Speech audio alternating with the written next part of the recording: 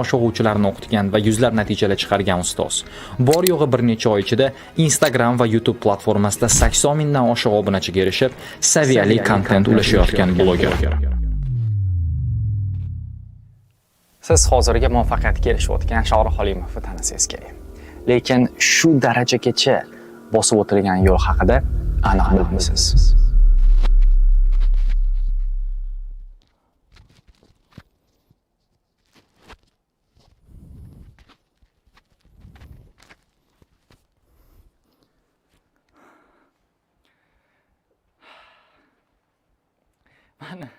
Mana shu hozirgi yo'l to'g'risida gapirgan edim. Ahvolimga qarang. Va bu ahvol deyotganligim menda bo'lib o'tgan voqea. Misol uchun, meni bu yerda hozir kiyinishimga qarab turib, endi Instagram kuzatgan bo'lsangiz bilishingiz mumkin. Misol uchun boy ekansiz, sizga misol uchun zo'r hammasi bo'lgan, ota-onangiz hammasini olib bergan, misol uchun hech kim sizni bezovta qilmagan deydi. Yo'q, ko'rib turishingiz mumkin. Oddiygina bu yerda qishloq bolasi, o'zimizda qishloq takoy shahar o'rtasida turamiz va men bu yerda xuddi shunaqa yo'lda o'sgan ekanman. Mana yoshligim bu yerda ko'rishingiz mumkin. Endi ko'rib turibsiz, bu bola misol uchun qanaqa bola bo'lgan? Bu bola o'ziga ishonmaydigan. Bu bola paytida duduqlanadigan. Bu bola paytida o'zini fikrini yetkazib bera olmaydigan bo'lgan. Mana misol uchun hozirgi holatimni bu yerda 100% deb oladigan bo'lsangiz bilmayman. Men bu bola uchun 20% berarmidim, 15% berardim. Mana bunga qarang siz. Ko'rib turishingiz mumkin. Mana bu meni yashkam bo'ladi. Masha yashka, 3 ta meni molim bo'lardi, o'shalarga qayerda. Mana bu misol uchun meni bu yerda bog'da o'tirayotganligim, shu bir 10-15 ta o'tug'ul bir bog'imiz bo'lardi. O'shanda har yoz bu yerda o'tirardim. Nima uchun men sizga bu gaplarni gapiraman? Misol uchun, "Vah, ustoz zo'r ekan" deyishingiz, menga bu narsa kerak emas. Aytmoqchi bo'lganligim, hozir mana juda ko'pchiligimiz bu yerda viloyatdanman deyishdi, boshqa joydanman deyishdi. Ya'ni hammada ham unaqa zo'r imkoniyat yo'q-da. Men ham hozir mana xuddi shunaqa hozir joydan misol uchun bir kelgan oddiy bir o'quvchiman demoqchiman. Tushunasizmi? Shuning uchun ham men hozir sizga birinchi o'rinda vebinarimizni aynan o'quvchi sifatida, aynan bu yerda oddiy bir bola sifatida sizga boshlab bermoqchiman, chunki mana shunda menimcha bu hozir chestniyroq bo'ladi. Sizdan bir pog'ona tepa turgan odam emas, balkim bir xil bu yerda turgan bir odam to'g'risida. Okay? Va mana bu meni hozir balimni ko'rishingiz mumkin. Bu birinchi o'sha 16 yoshimda 7,5 olganim bo'lar ekan. Endi qarang, bu menda qanaqa yo'lda boshlangan. Birinchi o'rinda sizga shuni aytib berishdan oldin bitta savol berib o'tmoqchiman. Agarda shu savolingizga javobi ha bo'lsa, hamma mana shu kommentariyani o'zida ha deb bu yerda yozib qoldirsan, sizda shunaqa momentlar bo'lganmi? Misol uchun bir kun bu yerda misol uchun qanaqadir ham bilmadim, motivatsionniy video ko'rasiz-da va bo'ldi, men hozir darsni bu yerda yoraman, bizaman deysiz-da, misol uchun maqsadingizni bu yerda yozasiz, bo'ldi ertasi kuni men bu yerda 10 soat ishlayman, 15 soat ishlayman deysiz va ertasi kuni paq etib turganingizda bo'ldi. Hammasi bu yerda yo'qoldi, xohish bu yerda yo'q, nima qilasiz? Shunday telefoningizni olib Instagramda o'tirasiz. O'zingizni chalg'itish uchun bu yerda bo'lar ekan, o'zingizni nima deydi, qanchalik bu yerda rasvo o'quvchiligingizni eslamasligi uchun bo'lar ekan. Kimda shunaqa narsa bo'ladi? Hani ko'ryapman.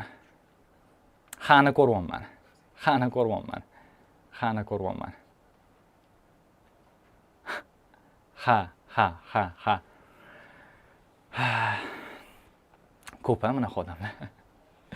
Menda ham xuddi shunaqa bo'lgan.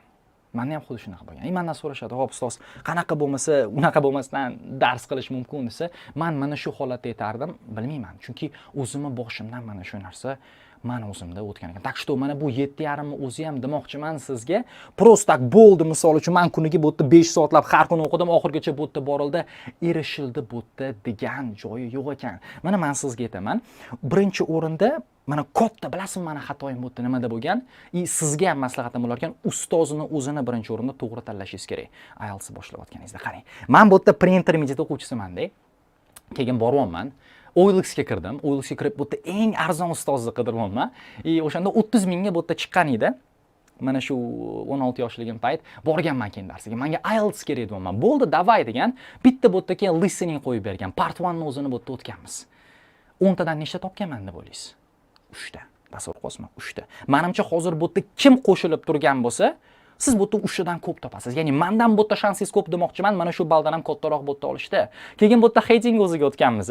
Headingni bilasiz, bu yerda optionlari beriladi 10 ta qilib. O'shani o'qiyapman. Birorta bir optionni o'zini tushunayotganligim yo'q. Siz bu yerda passage qo'yib turing. 3-4 ta gapni o'zini tushunayotganim yo'q deb tasavvur qilasizmi? Men mana xuddi shunaqa qilib IELTS dunyosining ichiga kirib kelganman. O'shundan keyin yururganman men bu yerda 2 oy. Bilimim o'smagan, boshqa narsa bo'lmagan va shunaqa qilib vaqtimni isrof qilganman demoqchiman. Shuning uchun ham siz har bitta darsni o'ziga boryapsizmi? O'zingizdan savol so'rashingiz kerak. Men hozirgi darsdan nima bo'tdi o'rgana oldim? Ustozim menga hozir yangi narsa bera oldimi? degan bu savol bo'lishi kerak. Undan keyin o'sha nasib to'g'ri bo'tdi ustozga tushganman, to'g'ri bo'tdi menga yo'nalish ko'rsatilgan, aniqdan qanaqa shug'ullanishim kerakligini bilganman va mana bu 7,5 bo'tdi ball chiqib kelgan ekan. Shunaqa qilib mana hozir o'quvchilik bo'tdi. Nima deydi, yo'lim bo'tda tugadi. Endi keyingi etap boshlanyapti. Men bu yerda ustoz bo'lmoqchiman. 16 yoshli bola, hech nima yo'q, boshqa narsa yo'q. Borib bu yerda endi dars beraman demayman. Endi misol uchun mana men 16 yoshli holatimni ko'rib turibsiz, o'ziga ishonch, boshqa narsa yo'q va qanaqa qilib endi ishga kirishim mumkin? Nima qilganman? Yana OLXga bu yerda kirganman. Bu yerda bir 50 tacha uchemni sentrni o'ziga men bu yerda rezyumemni tashagan ekanman. Telefon qilmaganman, telefon qila olmaganman. Rezyumemni tashayoman va 40 tasini o'zi bu yerda umuman o'qib bu yerda ignor qilgan. Balkim bu narsa bilmadim, ochig'i yoshligim uchundir yoki umuman balim bu yerda pastligi uchundir. Keyin bu yerda 10 tasi javob berdi. 10 tasidan ham bu yerda 5 tasi yoshing past ekan deb ketkizib yuborgan. Keyin 5 tasi meni bu yerda intervyuga chaqirgan. Shunday borib, shunday ishini ochib misol uchun kirsam, shunday endi qo'l beraman dedi, meni ko'rib bo'ladi, yuzida takoy burushish bo'ladi. Mana xuddi shunaqa bo'ldi, bu shu 3-4 tasidan rejection bo'lib ketgan. Oxiri menda bitta o'quv markazi olgan edi. Bitta o'quv markaziga ham kirdim. Ustozlik karyeram boshladim. Menga 1 oy vaqt bergan ustozlikni bu yerda boshlashim uchun. 1 oy vaqt bergan. Tayyorlanganman. O'sha darsni o'zini haligacha esimda, bitta o'rtog'imga 10 martalab o'tgan paytim bo'lganda, hamma narsa minutigacha bu yerda plan qilindi. Hop, birinchi dars bu yerda boshlandi. Men misol uchun zo'r bu yerda kostyum shimlada kiyib olganman. Hammasi bu yerda zo'r shukarni ketyapti. Endi tashqarida kutib turibman-da, o'quvchilar bu yerda yig'ilib olgan. Hozir bo'ldi, dars shundoq kiraman. Bolalar, qalaysizlar, zo'rmisizlar? Bugun mana shunaqa zo'r ingliz tilini o'tamiz deyapman. General English birinchi dars edi, beginner level. Bo'ldi, energiya to'la-yu. Shundoq bu yerda eshikni ochdim. Shundoq bu yerda xonani ichiga kiribman. Endi hali bitta ham so'z gapirganligim yo'q. Shundoq kirib endi boshlayman desam, Mametdan bitta odam ustoz qani, bilasizmi deb so'radi mendan. Tasavvur qilasizmi? Men ustoz bo'lib turib ko'raman. Qanaqa holatda bo'lganman bundan keyin? Bo'ldi. Jim bo'lganman. O'sha eng mana rasvo bu yerda darsim bo'lgan, eng rasvo darsim bo'lgan va that's it, I'm done. Shu bilan mana shunaqa qilib bu yerda ustozlik karyeram boshladim. Ya'ni hozirgi holatdan bu yerda asar ham bu yerda yo'q deb sizga guys aytmoqchiman. Mana shunaqa gaplar. Undan keyin o'sha men o'quv markazidan ham haydalganman. To есть darsim yaxshi o'ta olmaganimdan keyin oxirida bitta o'quvchim qolgan, u ham meni o'rtog'im bo'lgan edi. Shu bilan o'sha bu ham tugadi va keyin IELTS bu yerda boshlandi. Qarasam IELTS mana ekan. Va bu yerda mana sekin IELTS ga kirib kelganimdan keyin o'sha karyeramni bu yerda sekin cho'qqisi bu yerda hozir chiqishni boshlangan ekan. Ya'ni ustimda bu yerda tayyorlanmaydi, menimcha hozir bunga chuqur kirishimiz shart emas. Aytmoqchi bo'lganligim, o'sha vaqt orasida men bu yerda o'rgangan narsam shuki, birinchi o'rinda sizda bu yerda hozir qanaqa qiyinchilik bo'lmasin, qanaqa tushunarchilik bo'lmasin, agarda nasib bu yerda ishonib davom etadigan bo'lsangiz, hammasiga bu yerda erishsangiz bo'ladi va mana bu yerda ko'rib turishingiz mumkin. Mana bu yerda birinchi o'quvchi mana ko'rib turishingiz mumkin. Bekzod 6,5 bilan bu yerda kursga kirgan edi va men bu yerda 8 bilan hozir bu yerda chiqib ketyapti. Birinchi o'sha mana 8 olgan o'quvchim. O'shandan keyin men bu yerda ustozlik nimaligini bu yerda his qilishni boshlaganman. Boshqasiga bu yerda rezultatga qarashingiz mumkin. Overall 6,5. Endi kimdir aytadi bu, misol uchun ustoz 6,5 olsa bu yerda nima qilibdi deb. O'zi 6,5 ham oddiy ball deyish mumkin, lekin gap bu yerda ballingizda emas. Siz eshitib oling, agarda hozir siz o'sha 6,5 dan qotib qolgan bo'lsangiz, bu sizni qancha progress qilishingizda bo'lar ekan. 2 oy davomida mana shu o'quvchim 5 bilan mendan kelgan edi, 1,5 ballga o'stirdi. Bu 2 oy davomida juda bizada super natijamiz bo'lar ekan. Endi qarang, men misol uchun shu momentga chiqdim, hammasi bu yerda zo'r bo'lyapti. Men yana IELTS topshirmoqchiman. Endi o'sha payt 8 bor edi, 8,5 qilaman deyapman. O'zimcha misol uchun 1 oyga bu yerda registratsiya qilib qo'ydim. Tayyorlanman. Paq etib oxirida 7,5 olman. Bo'ldi. Nimaga deysiz? Chunki bu yerda bilasiz, odamlar misol uchun payta kelganda egosi ko'tarilib ketadi. Men hamma narsani bu yerda bilaman deydi. Ozgina bu yerda bilmadim, yulduzlik kasallik deydimi bu yerda, mensimaslik bu yerda deydimi. Mana xuddi shunaqa narsa bo'lgan ekan. Xo'p, kimda hozir mana shunaqa holat bo'layotgan bo'lsa, ya'ni uncha-muncha bu yerda dars qilgisi kelmaydi, to'g'rimi? Uncha-muncha bu yerda misol uchun o'qigisi kelmaydi. Sizga men mana shu yerda bitta maslahatni bera olaman. Men o'zim bu yerda ishlatgan texnika ekan, ya'ni bu tashqi bu yerda motivatsiyani yarata olish. Men bilasizmi mana shu payt nima qilganman? 7,5 oldim, endi bu yerda depressiyaga tushyapman, misol uchun stress hammasi bo'ldimi, shu bilan qolib ketamanmi deyapman. Keyin bu yerda 20 mingta bu yerda obunachisi bor bizda kanalimizda bor edi. Va o'shaning o'zida bu yerda e'lon berganman. Bo'ldi, men hozir bu yerda 20 minutda, to есть 20 kunning ichida IELTS ni bu yerda qaytadan topshiraman va ko'rishingiz mumkin. O'sha payt sizni oldingizda har kuni bu yerda nima qilayotganligimni ko'rsatib boraman. Endi bu yerda misol uchun olmasam nima bo'ladi? Sharmanda bo'laman. Va shunaqa bu ham bir ortiqcha bir zo'r motivatsiya bo'lganki, keyingi bu yerda shug'ullanishimga va shuning orqasidan oxiri mana bu hozirgi bu yerda darajamga erishib kelyapman. Xo'p, bu gaplarimni men sizga hozir nima uchun bu narsani aytib o'tdim? Birinchi o'rinda aytmoqchimanki, sizda xoh bu yerda hozir levelingiz juda bir zo'r ketayotgan bo'lsin. Xoh misol uchun siz bu yerda zo'r ketib, bu yerda tushib ketgan bo'ling. Xoh bu yerda sizda hech nima o'xshamayotgan bo'lsa ham, men hozir bu holatida ham, bu holatida ham, bu holatida ham bo'lganman va nasib mana shuni tushungan holda sizdan hozir darslarimizni webinar o'zini cho'tki qilib bu yerda davom ettiramiz. Okay? Guys, tayyor bo'lsanglar, let's go, bo'lmasa boshladik va birinchi o'rinda hozir sizdan fokus qaratadigan narsamiz bu nasib bizani hozir readingimiz bo'lar ekan. Reading o'zini boshlashdan oldin men sizga bittagina hozir savol berib o'tmoqchiman va mana shunga yaxshilab o'ylab javob bering. Nima deb o'ylaysiz? 9 olishingiz uchun sizga eng kerakli bo'ladigan skill bu nima? Mana shuni men almashtirib oling.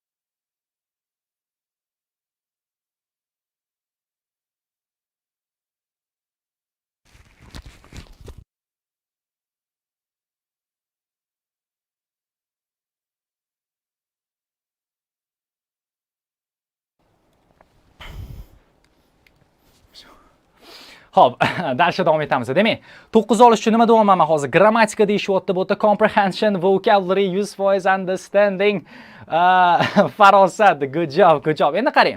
Bu yerda men общий javoblarni ko'raman. Keyin hozir bitta-bitta bu narsani ko'rib chiqamiz. Demak, birinchi o'rinda bu yerda texnika degan narsa. Xo'p, qanaqa ishlashni bu yerda bilish kerak deyishyapti. Endi qarang. Sizda menimcha xuddi shunaqa bu yerda moment bo'lgan bo'lsa kerak. Ustozingiz sizga true false not given ham, yes or not given ham, multiple choice ham hammasini bu yerda o'tib beradi. Lekin siz hali ham o'sha bu yerda 6,5 bu yerda 7 da bu yerda qotib qolar ekansiz. Demak, texnika sizga bu yerda har doim ham bu yerda yordam bermaydi. Endi keyingi savol bo'lishi mumkin. Ustoz, bu comprehension bo'lsa-chi, mana IELTS reading no'zi Simon tog'amiz reading is a vocabulary testda bizga aytgan. Lekin degan joyi bor. Xo'p, bu tekstni tushunish ekan, hammasini bu yerda bilish kerak ekan. Sizda bitta savol-da. Sizda hech shunaqa holat bo'lganmi? Siz tekstni hammasini bu yerda tushunasiz, 100%, kerak bo'lsa tekshiruv ishlatasiz. Savolni o'qiysiz, hammasini bu yerda tushunasiz, lekin baribir xato bajarasiz. Lekin baribir o'sha narsa xato topasiz. Kimdadir bo'lgan bo'lsa, ha deb yozib yorsin. Xo'p. Nima ekan? Ha. Bo'ldi, hali bizda ketdi. Nimaga bunaqa narsa bo'lyapti? Men sizga hozir comprehension muhim emas demoqchi emasman. Tekstni tushunmasangiz avvalambor siz bu yerda javobini topa olmaysiz. Lekin agarda sizda o'sha payt bu yerda fikrlash degan narsa bo'lmasa, ya'ni sizda hozir o'sha bor bilimingizni siz maksimal bu yerda ishlata olish darajasida siz bo'lmasangiz, guys, Buni sizga ochig'i boyagi comprehensionism ham texnikasi ham bu bir tiylik foydasi bo'lmaydi. Fikrlashni o'rganishimiz kerak ekan va hozir siz bilan rezina fokus qaratadigan narsamiz bu fikrlash ekan. Keling, men sizni bitta tekshirib ko'raman, fikrlashingiz qanaqa ekan. Bitta sizga hozir o'zbekchani o'zida true false not given savol beraman va siz javobi nimaligini bu yerda aytishingiz kerak bo'lar ekan. Demak, birinchi bu yerda savoldan boshlaymiz. Passage'imizda hamma doktorlar chekishi zararli deb biladi deb aytgan. Savolda esa xirurglar chekishsa zarari bor deb topadi. Javobingiz true mi, false mi yoki not given? Chatga yozib qoldiramiz.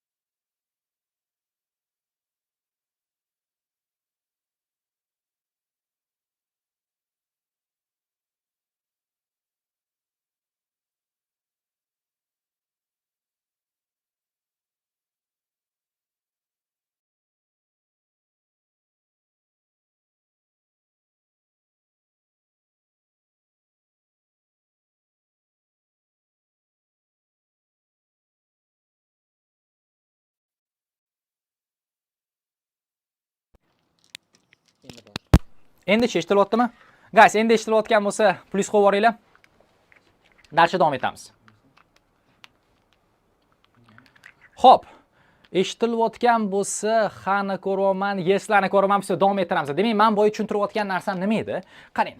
Biz bu yerda har doim ma'lumotni qayoqdan olamiz? Biz passage'ni o'zidan olar ekanmiz-da. Va passage'ni o'zida bizda nima deyapti? 20 ta doktor deyapti. Endi hamma doktor degani-da bu.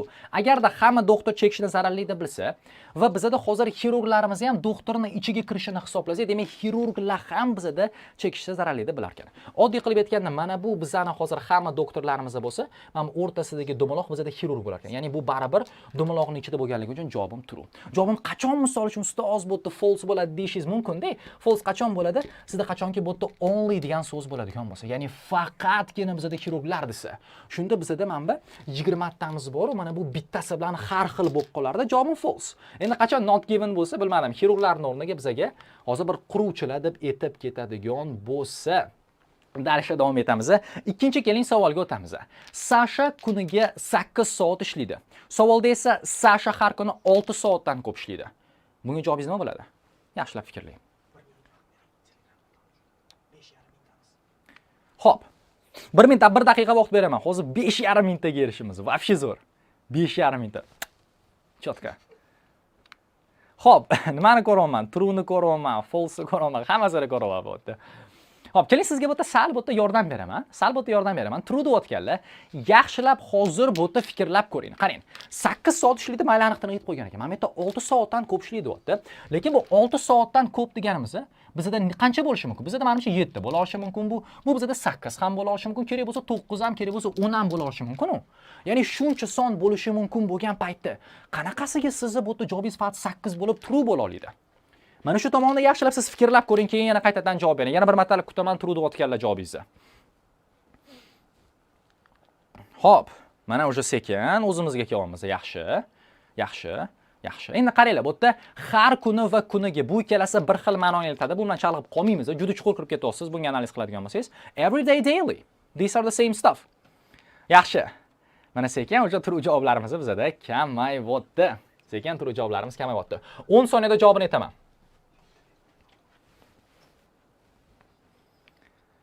5 soniya qoldi. Bizning javobimiz nima bo'ladi, bilasizmi? True bo'ladi. Qiziq-a? True bo'ladi javobi.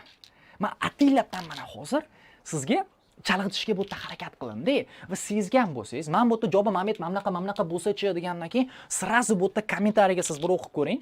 True javoblarimiz yo'q bo'lib qoldi. Bu nimadan dalolat?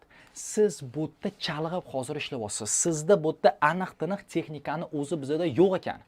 Siz bundan qanaqa bir reading ichiga kirmoqchisiz menga ayting. Siz o'sha bu yerda 6,5 7 kerak bo'lsa 8 yozayotgan bo'lsangiz, mana shu savolga xato javob berib ikkilanib o'zingizni fikringizni o'zgartirib qo'yasizmi?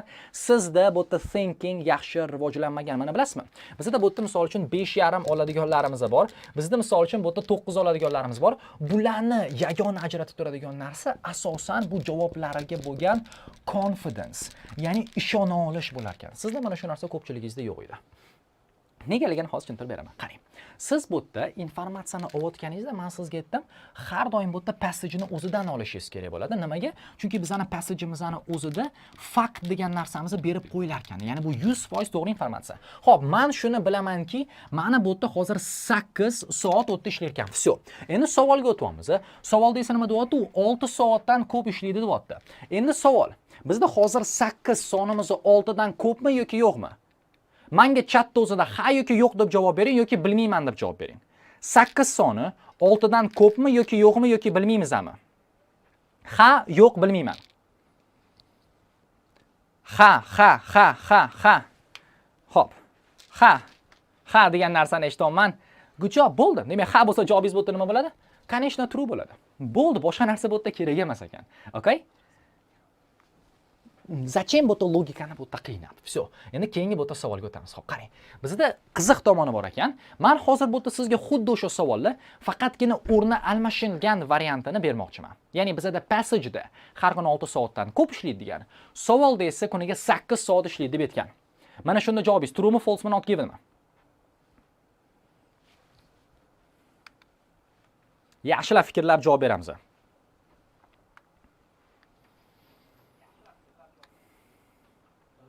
Xo'p, not givenlarni ko'ryapman. Aha. Eslab qoling. Bizda hozir passagimizda ham savolda ham bizda informatsiya bir xil bo'ldi. Men hech nimani o'zgartirganim yo'q, ular joyidan tashqari. Mana shu narsa esdan chiqmasin. Xo'p, not givenlarni ko'raman. Mayli, bu safar sizga qarashmayman ham. Aytib o'tirmayman ham qanaqa javob bo'lish bo'lmasligini. Yaxshi. 10 soniya vaqt beraman. True ni ko'raman, false ni ko'raman. Aha, not givenni ko'raman. Xo'p, 3 soniya vaqt. 2, 1, let's go. Bu savolimizning javobi bizda not given bo'lar ekan. Qarang, bir xil informatsiya o'rin almashsa ham o'zgaryapti. Nimaga? Chunki bizani hozir bizda berilayotgan, nimaga? Chunki bizda berilayotgan mana passagemizdagi informatsiya o'zgaryapti. Endi qarang. Mana bu yerda har kuni 6 soatdan ko'p deyaptimi? Hop, 6 soatdan ko'p deganligi bu necha bo'ladi? Bu 7 bo'la olishi mumkin. Bu bizda 8 bo'la olishi mumkin, 9 bo'la olishi mumkin, 10 bo'la olishi mumkin va hokazo bu ketaveradi. Endi savolimizga o'ting. Savolimizda esa bizda 8 soat deyapti. Ya'ni bu aniq-tiniq bizda 8 bo'layotgan ekan. Oddiy qilib aytganda, men sizga ochiqroq qilib tushuntirib beraman. Men sizga kelyapman deb, misol uchun o'rtoq, menda 6000 dan ko'p deyapman. Siz menga qarab turib, bo'ldi demak 8000 puling bor ekan deb aytolmaysiz. Balkim bordir, balkim yo'qdir. Bu narsani bilmaymiz. U demak 6 soatdan ko'p ishlasa, rostdan ham bizda 8 soat ishlashi mumkinmi? Mumkin. Demak, javobimiz buni o'ylab qarasangiz true bo'lishi kerak. Lekin bizda 6 soatdan ko'p ishlasa, bu 9 soat ham, 10 soat ham ishlashi mumkinmi? Mumkin. Demak, javobimiz bizda hozir false bo'lyapti. Lekin siz bu yerda ham true ham false ni qo'ya olasizmi? Yo'q. Shuning uchun ham javobingiz nima bo'ladi? Bu yerda not given bo'lar ekan. Tushundingizmi? Mana bizda bitta zo'r tip bor. Agarda sizning javobingiz qachonki ham true va ham false bo'la olsa, har doim bu yerda not given bo'ladi. Endi men hozir guys bu yerda chuqur kirib o'tganligim yo'q. Darsimizda bizda true false not given emas. Bu butun full testni ishlash, maksimal tushunishga harakat qilamiz. Tushunmagan bo'lsangiz chiqishi yo'q. Hozirgi butun testimizdan tushunmasangiz ancha-muncha yaxshiroq bo'lishi kerak. Endi oxirgi sizga savolim, mana shu 3 ta savoldan siz nechta to'g'ri topdingiz? Men chalg'itgandan keyin bu yerda javobini bu yerda hisoblang. Ya'ni answer sheetga yozadigan javoblaringiz 3 tadan nechta chiqdi? Men birlarni ko'ryapman. Birni ko'rdim, 2 ta 3 ta ko'rdim. Xo'p, 2 ni ko'rdim, 1 ni ko'rdim, 0 ni ko'rdim. 1 2 3 larni ko'ryapman.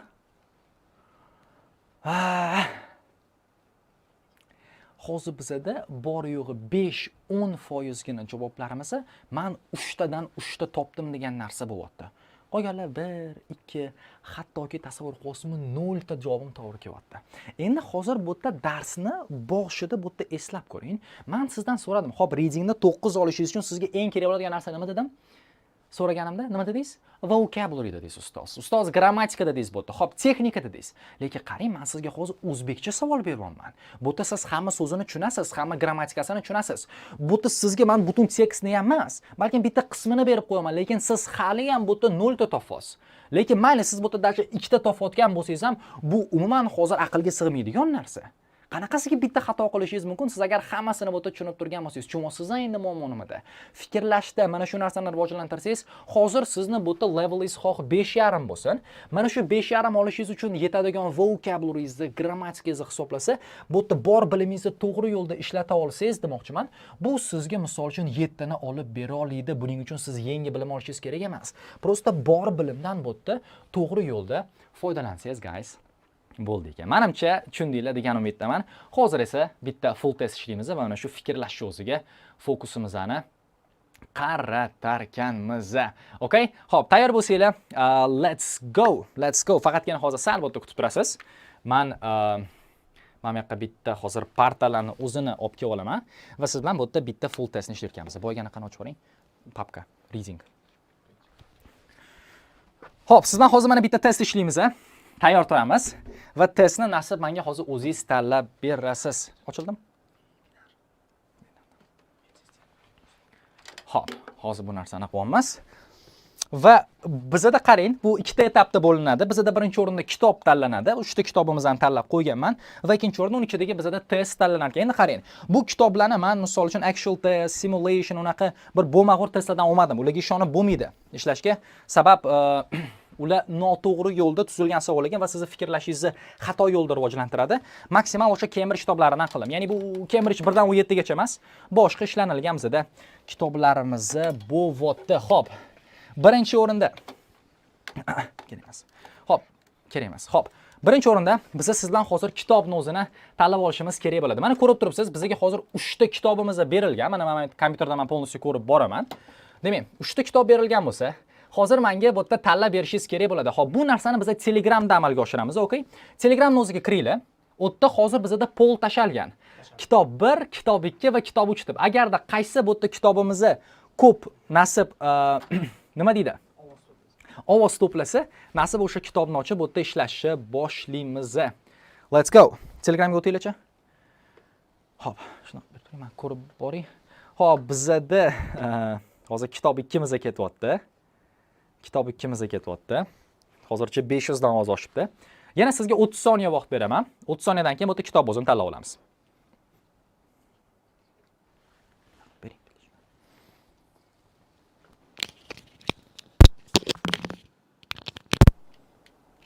Hozir eshitiryaptim.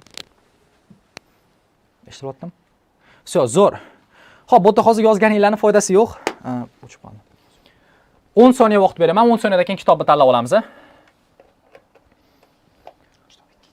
Xo'p, demak hozir ko'rib turishingiz mumkin. Mana ko'rsatdim. Kitob bizda 2 hozir 49% ovozga egallabdi. Bo'lmasa men kitob 2 ni hozir o'zini ochaman. Xo'p, bizda bu yerda 4 ta testimiz turibdi. Endi keling, 4 ta testni biz qanaqa yo'lda tanlaymiz? Men bu yerda 20 yozayotgan insonning javobini tanlab qolaman. Ups. Xo'p, ekranda men bu yerda chatdan qiyin ekanmi deymi? Xo'p, chatdan bizda qiyin ekan. Bo'pti, buni ham bo'lsa poll qo'yamiz. Buni ham bo'lsa poll qo'yamiz. Men chatdan qilaman dedim. Telegramga kiringlar. 4 ta testga poll tashaladi. Qaysi testni tanlasangiz, mana shu o'sha testni ochib ishlayman. Mana eng hozir qiziydigan joy bizda kelyapti.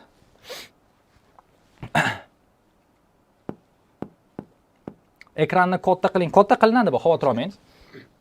Ovozlarimiz ketdi, ko'rishingiz mumkin. Men misol uchun mana Lyuboy hozir mana testni bosdim. 4-inchisiga ketibdi. Hop, 3 hozir ko'proq yig'yapti. 30 soniya vaqt beraman bunga ham. Hop.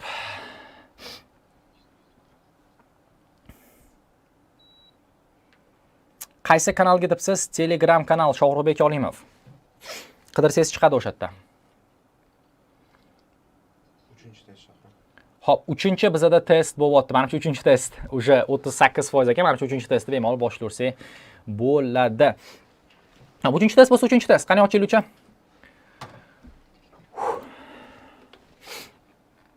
Mana 3-chi testni ko'rishingiz mumkin. Xo'p. 3-chi testni ko'rishingiz mumkin, guys.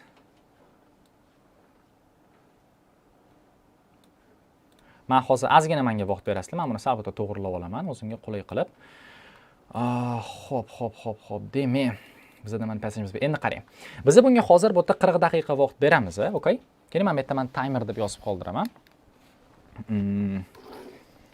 Timer qilib qo'yamiz, mana online timer. 40 daqiqa vaqt qo'yamiz. Xo'p, hozircha boshlamay turamiz buni.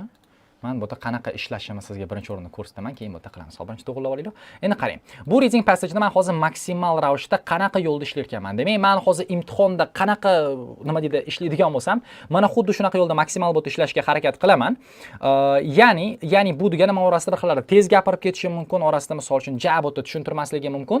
Sizdan bu yerda hozir birinchi talab qilinadigan narsa bo'lar ekan, shu reading testni ishlayotganimda, agarda men o'zim mana shu testni bajarayotganimda qanaqa yo'lda ishlagan bo'lardim degan savolni so'rash.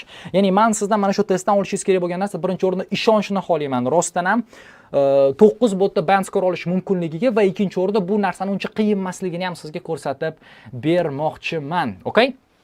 Va orasida обязательно nima deydi? Qo'llab-quvvatlab turasizlar va sizda bu yerda bajarishga kerak bo'ladi. Demak, nima bo'ladi? Xo'p, bitta hozir go degan narsani yozib qoldiringlar. Agarda go desiz, tayyor bo'lsanglar, men tayyorman. Men sirazu ishlashni boshlayman, timer o'zini qo'yaman va bosamiz.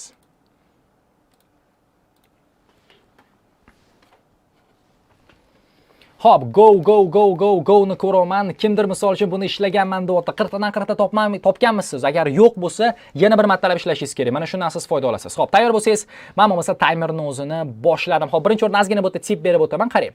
Bizda birinchi true false not given savolimiz kelayotgan ekan. True false not given ni men bu yerda prediction qilib ishlayman. Ya'ni birinchi o'rinda qachon javobim true, qachon false, qachon bu yerda not givenligini aytib o'tadigan bo'lar ekanman. Okay? Hozir buni ko'rsatib beraman. Hop, boshladim. Demak, the history of modern American dance haqida ketyapti. Birinchi savol o'qiyman. Dance historians agree about the development of modern American dance. Javobim true bo'ladi. Qachonki ular rostdan ham bir-biri bilan qo'shiladigan bo'lsa. Javobim false bo'ladi. Qachonki ular bir-biri bilan qo'shilmaydigan bo'lsa. Javobim not given bo'ladi. Qachonki qo'shilmasligi to'g'risida informatsiya bermasa. Tekstdan borib men o'qiyman va menga historians degan so'z kerak. Bizning passage one'imizda ko'pincha ancha-muncha oson yo'lda beriladi. Dance historians nima debdi? Hold remarkably similar views. Bir xil fikrlari bor, ya'ni ular bir-biri bilan agree qilar ekan. When it comes to identifying early 19s. Okay, всё. Nima haqida bu narsa bo'lyapti? Mana bu The Birth of American Dance to'g'risida bizga similar views ni share qilar ekan. Ya'ni bu ular agree qiladi degani. Javobim bu yerda true bo'lar ekan. Easy вообще. Ikkinchi savolga o'taman. Dancers in the early 19s tended to copy the styles of earlier dancers. Javobim true. Agarda bir-biridan ko'chirgan bo'lsa, javobim false. Ko'chirmagan bo'lsa, javobim not given. Ko'chirish to'g'risida indamagan bo'lsa. Hop, 1900-yil mamlakatda bizda kelyapti. Hop, when it comes to identifying early 19s, we can see that dancers quite deliberately, ya'ni bu atilabdan deganligi, moved away from previous approaches. Ular atilabdan oldingi stillardan uzoqda bo'lgan ekan, ya'ni bir-birini ko'chirmagan. Javobim bu yerda false. Uch, Laurie Fuller preferred to dance alone on the stage. Yagona o'zi dans qilganmi yoki boshqa odamlarmi? Menga bu yerda hozir Laurie Fuller degani kerak ekan. Mana men bu yerda bo'lyapti. As a result, dancers began the new century with a fresh start. One important figure at this time was Laurie Fuller, who performed largely with her arms, perhaps because she had a limited dance training. Training kam bo'ldi. Lekin o'zi yoki boshqa odamlar dans qilishi to'g'risida gapirmadi. Fuller emphasized visual effects rather than storytelling and pioneered the use of artificial lighting to create shadows while dancing. Men hali ham bu yerda buni ko'rganligim yo'q. Demak, katta ehtimol bilan javobi not given bo'lishi kerak. To'g'ri o'tamiz. Isadora Duncan. Xo'p, Isadora Duncan mana sirazu kelyapti. Demak, rostdan ham not given ekan. Were complicated clothing when dancing. Xo'p, agarda simple closing kelgan bo'lsa, javobim false. Perhaps most influential in the early years was Isadora Duncan, who was well known in both America and Europe. Duncan refused to wear elaborate costumes. Javobi shu yerda keldi. Ya'ni u bu yerda qarshi chiqqan edi. Elaborate degani bu complicated degani qiyin, bu yerda kompleks kiyim kiyishga. Demak, u simple close kelgan bo'lsa, javobim bu yerda false bo'ladi. 5. Some dancers criticized Isadora Duncan for her choice of music. Okay. She is also notable for preferring music written by classical composers such as Chopin and Beethoven rather than contemporary compositions. Lekin hali criticism to'g'risida gap ketmadi. At a similar time, Rusa Dennis was bringing the dance training academy with her husband with the intention of passing on her approach and style to the next generation, blah blah stuff. Va bu yerda ham ko'rib turganingizdek bizada criticism yoki даже approval, ya'ni qo'llab-quvvatlash to'g'risida indamadi. Shuning uchun ham menda javob bu yerda not given bo'ladi. Xo'p, bu yerda kim hozir xira deyotgan bo'lsa, ekranni xira deyotganlar, siz настройкаga kirasiz va o'sha yerdan 1080 funksiyasini tanlaysiz. YouTube'ni o'zidan bu yerda kirishingiz kerak, okay? YouTube'ni o'zidan qaytib kirsangiz, o'shanda muammo bo'lmaydi. Unaqa bizish kerak emas hozir. E'tiborliroq bo'ling. 6. Ruth said Dennis wished to educate others in her style of dancing. Xo'p, boshqa odamlarga dars berish kelganmi yoki yo'qmi? Ruth said dancing. Qani ekan endi Rus dancingimiz. Mana bu ekan. At a similar time, Rus Dennis was bringing the dance training academy with her husband with the intention, maqsad of passing on her approach and style to the next generation. Passing on deganligi bu o'tkazish, ya'ni boshqa odamlarni bu o'qitish, educate qilish bo'lgan ekan. That's it. Her approach va her style of dancing kiradi. Javobim bu yerda true bo'lar ekan. That's it guys. 6 ta savolni siz bilan bajardim. Menimcha hozir ozgina pauza qilib tursam bo'ladi. 4 daqiqani ichida. 4 daqiqani ichida menimcha yomon emas. Endi qarang. Hozir bu yerda misol uchun siz bitta narsani tushuning, men tez ishlayapman-ku. Aslida siz ham mana xuddi shunaqa yo'lda bu yerda ishlasangiz bo'ladi. Siz qachonki to'g'ri joyini o'qiganingizda to'xtay olsangiz. Eng muhim narsa juda ko'pchilik muammosi bo'ladi. Savolni o'qiydi. Oldindan bu yerda qachon true, qachon false, qachon not given kelishini aniqlamaydi-da, borib javobini topish uchun butun paragraf o'qib chiqadi. Sizga butun paragraf kerak emas. True, false, not given-da bittagina gapni o'zida bizga javob kelar ekan. Sizning vazifangiz o'sha gapni topa olish va tushunish. 10 ta gap kerak emas. Mana shu narsaga e'tibor bering ekan. Xo'p. Bo'lmasa ketdi, men startni yana bosdim. Demak, keyingi savol turimiz nima ekan bizda? Pastda bor ekan. Xo'p, one word only debdi. Bilmadim hozir bu qaysi savol turi. Xo'p. Bizda mana gap fill savol turimiz ekan. Okay. Ketdi bo'lmasa bitta so'z. Developments in modern American dance 1200-1400-yillar. Hop, bu qayerda ekan endi buni topib olaylik birinchi. Mana 1200-yilda mana shu yerda bo'lishi kerak. Hop, Martha Graham va Martha Graham Amettonzda kelyapti. Все, yaqinlashtirib boshlayveramiz. Demak, by the 1920 Mamettozni o'qiyman bo'lmasa. Martha Graham based her dance on human actions such as breathing and something. Mana shu gap fillni bajarayotganligingizda siz birinchi e'tibor berishingiz kerak bo'lgan narsa bu bizda prediction, ya'ni oldindan javobi nima kelishini kutish bo'lar ekan. Qarang, bu human actions deyapti, odamning xatti-harakati va such as breathing. Undan keyingi javobimiz ham bu odamning xatti-harakati bo'lar ekan. Martha Graham was one of the important group emerged. Menga breathing degan joy kerak bo'ldi. Mana as she breathed degani bor. How her body moved as she breathed, but also bu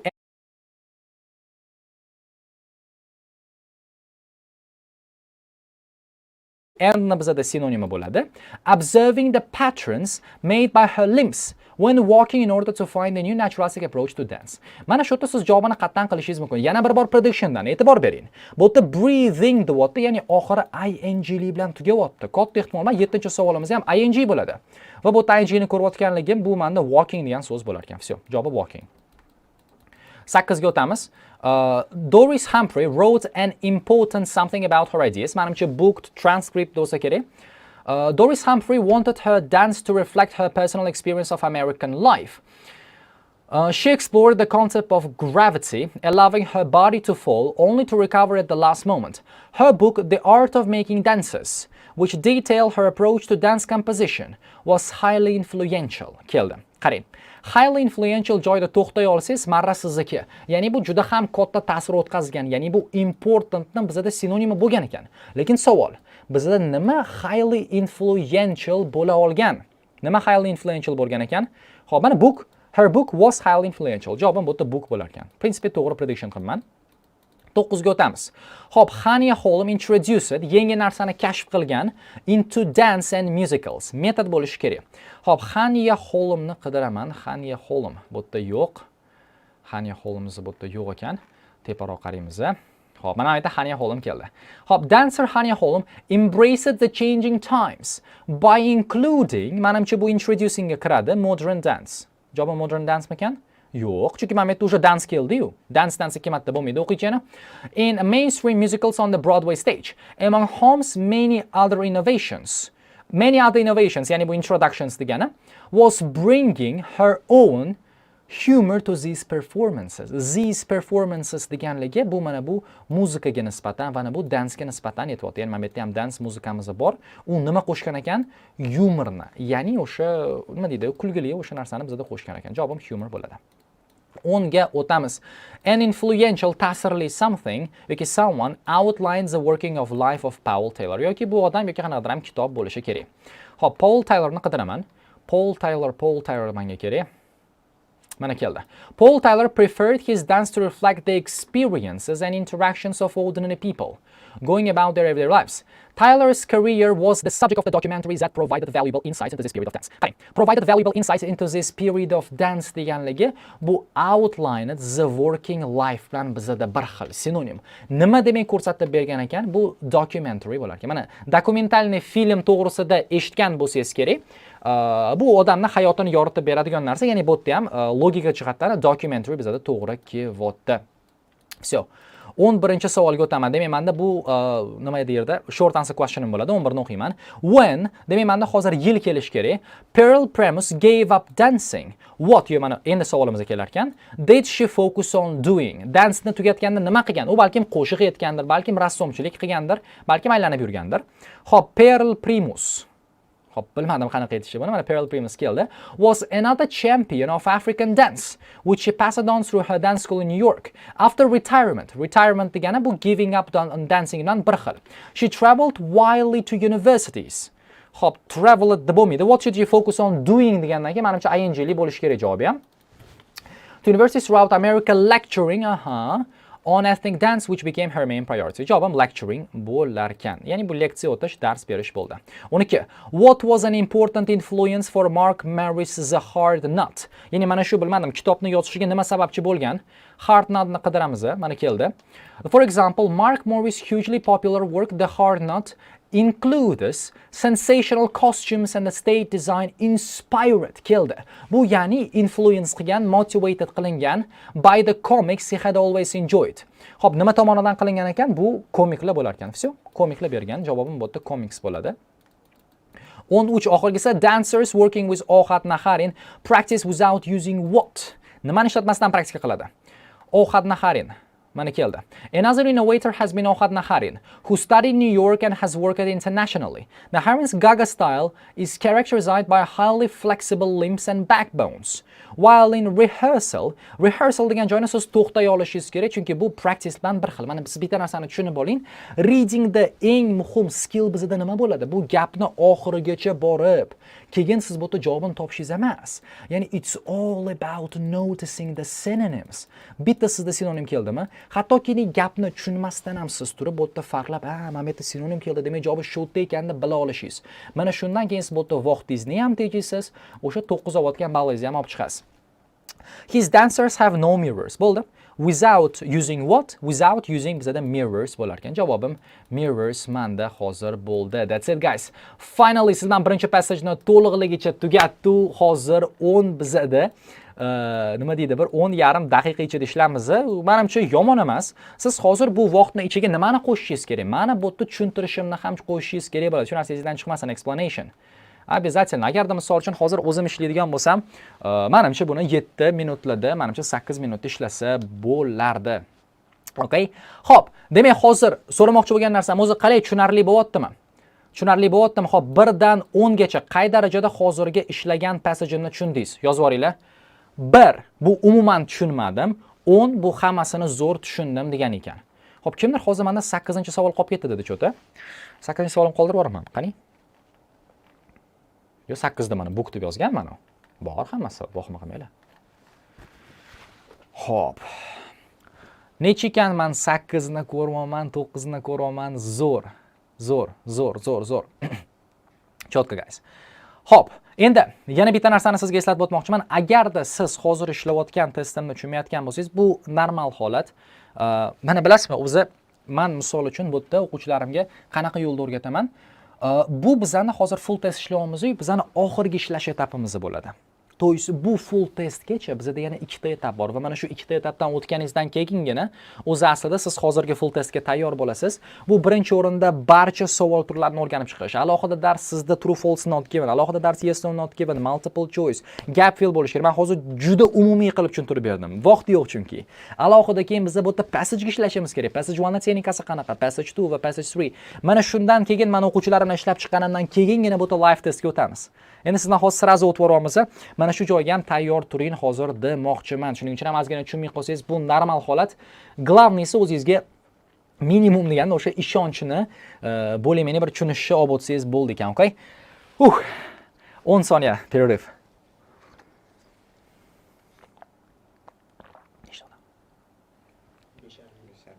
5,5 minut ekanmiz, вообще gap yo'q ekan. Guys, men hozir tomog'im anaqa bo'lib ketdi, ozgina dam beraylik. Hozir bizda ertaga ham Xalinning ham webinar bor. Tomog'i yo'qotish kerak emas. Uyga borib tuxumlarni yetasizda.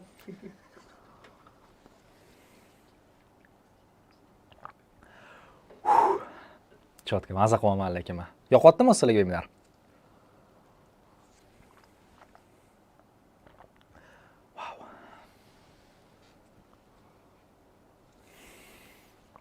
ASMR bo'tku, eshitilyaptimi?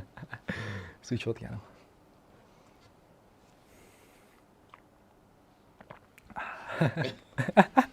Suv reklamasi. Ha, mayli. Kompaniya blokasi reklama qilamiz. Xo'p, zo'r. Foydali bo'layotgan bo'lsa xursandman. Foydali bo'layotgan bo'lsa xursandman, guys. Tayyormisizlar? Tayyor bo'lsanglar ketib bosamiz, ikkinchi passajga o'tamiz. Menimcha endi hozir sal sekinroq tursam kerak. Bunaqa tempda ko'p ketib bora olmayman. Demak, ikkinchi bizda human laughter to'g'risida bo'ladi, qiziq mavzu, odamning zotini kulishi to'g'risida. Xo'p, birinchi o'ringa keling, men sizga sal strategiyani tushuntiring. Keyin ishlashga o'tganda bu yerda vaqtni qo'yaman. Mana bizga hozir qaysi savol turlarimiz bor ekan, ko'rib olamiz. Menda bu yerda hozir which paragrafga o'tdi. Which paragrafda simboli NB bor, ya'ni bitta paragraf ikki martalab kelishim. Uzr, ming bor uzr. Voy. Yana bir bor uzr eshitgan bo'lsa. Hop, qaranglar. Bizda misol uchun hozir bu yerda nechta paragrafimiz bor ekan? Hop, ikkinchi passajning o'zida bitta, ikkita, 3 ta, 4, 5 ta paragrafim bor ekan. Men bu yerda hozir menda 5 ta savol, lekin hozir katta ehtimol bilan bizda 5 ta paragrafimiz javob bo'lib kelmaydi. 3 ta yoki bizda 4 ta bu yerda bo'lar ekan. Hop, bu nima degani? Bu degani biz hozir bekorga birinchi o'rinda mana bu tekstni o'zini o'qishimiz kerak emas. Which paragrafni bajarayotganda siz buni oxiri bo'lib bajarasiz. Nima uchun? Chunki sizdan hozir mana bu savolga javob beraylik. Sizdan hozir mana bu yerdagi gap fill o'ziga javob beraylik. Bizda umumiy passage to'g'risida umumiy ideyamiz paydo bo'ladi va o'sha umumiy ideyadan kelib chiqqan holda biz mana bu yerda 5 ta savol bo'lsa, minimum deganda 2 ta bo'lmasa 3 tasini o'ziga biz memorydan javob berib ketsak ham bo'lar ekan. Shuning uchun ham oxirida buni bajarib o'tishimiz kerak bo'ladi. Tak что men buni qoldirib ketaman. Hozir esa 19-savoldan boshlayman. Xo'p, 19-savolda bizda mana bu yerda ismlar berilgan ekan. Qarang. Bu yerda ham bizda hozir 5 ta ism berilyapti, lekin savolimizda bizda 4 ta ekan. Bu degani menda hozir bitta ism kerak bo'lmaydi. Shu narsa esdan chiqmasin. Xo'p, tayyor bo'lsanglar bo'lmasa men boshladim. Birinchi o'rinda men hozir nima qilaman? Ismlarni tekstning o'zidan hammasini topib olaman. Bu javobni topishga ancha-muncha yordam beradi. Demak, menda Dr. Peter Shrimpton bo'lar ekan. Dr. Peter Shrimptonga o'tamiz. Mana bu yerda keldi. Hop, B ga o'tamiz. Bizda Jocelyn Baffers bo'ladi. Hop, Jocelyn Baffers Gulagema mana bu yerda misol uchun ko'rib turibsiz, Gulagema Duchenne degani bor. Lekin bu narsani tagiga chizish kerak emas. Chunki mana bu yerda bu ism bizda yo'q. Mana bu yerda men ko'rdim, Jocelyn Baffers keldi. Hop, mana bu yoqqa men chizib ketay X qilib topib olishim uchun. Keyin bizda Heinrich Anders. Hop, Heinrich qattasan keldi. Keyin bizga David Mackenzie kerak ekan. Hop, David Mackenzie. Qayerda ekan endi unimiz? Nikki Sokolov bor ekan. Nikki Sokolov bizga kerak emas.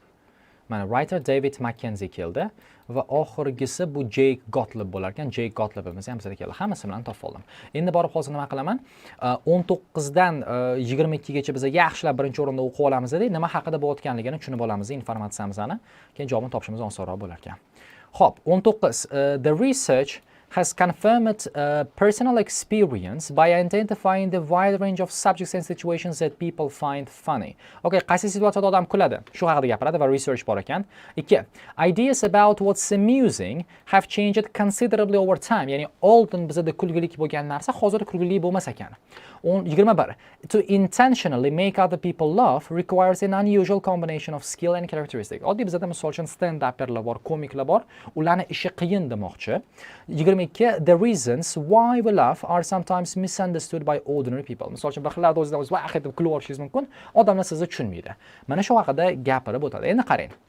Men hozir bu savolga javob berayotganda, sразу menimcha doktor, Shrimptonning o'ziga o'tib ketaveraman, cho'zib nima qilamiz?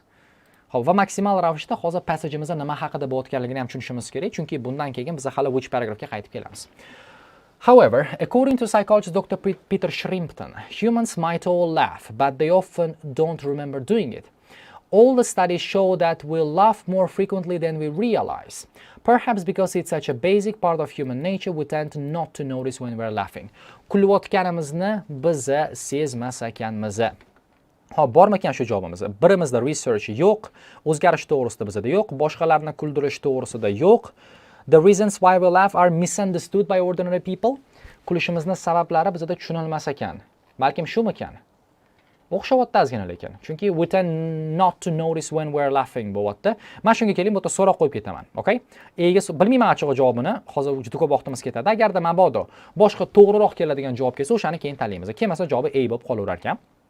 Hop, keyingisiga o'taman. Menda bu yerda B paragraf kerak bo'ladi. Hop, there is a widespread belief outside the scientific community that we laugh because something is humorous. While this is true, just as commonly the real purpose of laughter is to promote bonding with other individuals or groups. Qarachi kulishning maqsadi bu odamlarni birga bu yerda olib kelish bo'lar ekan. Hop, nima ekan endi bu yerda? To intentionally yo'q, reasons why bu yerda ham cho'ta hozir men tushunmadim. Is to promote bonding. This may be partly because it's almost impossible to imitate laughter. Hop. Balkim bu endi umuman javob emasdir. Chunki bizda bitta javob kelmayapti. Tak что men beni qoldirib ketaman.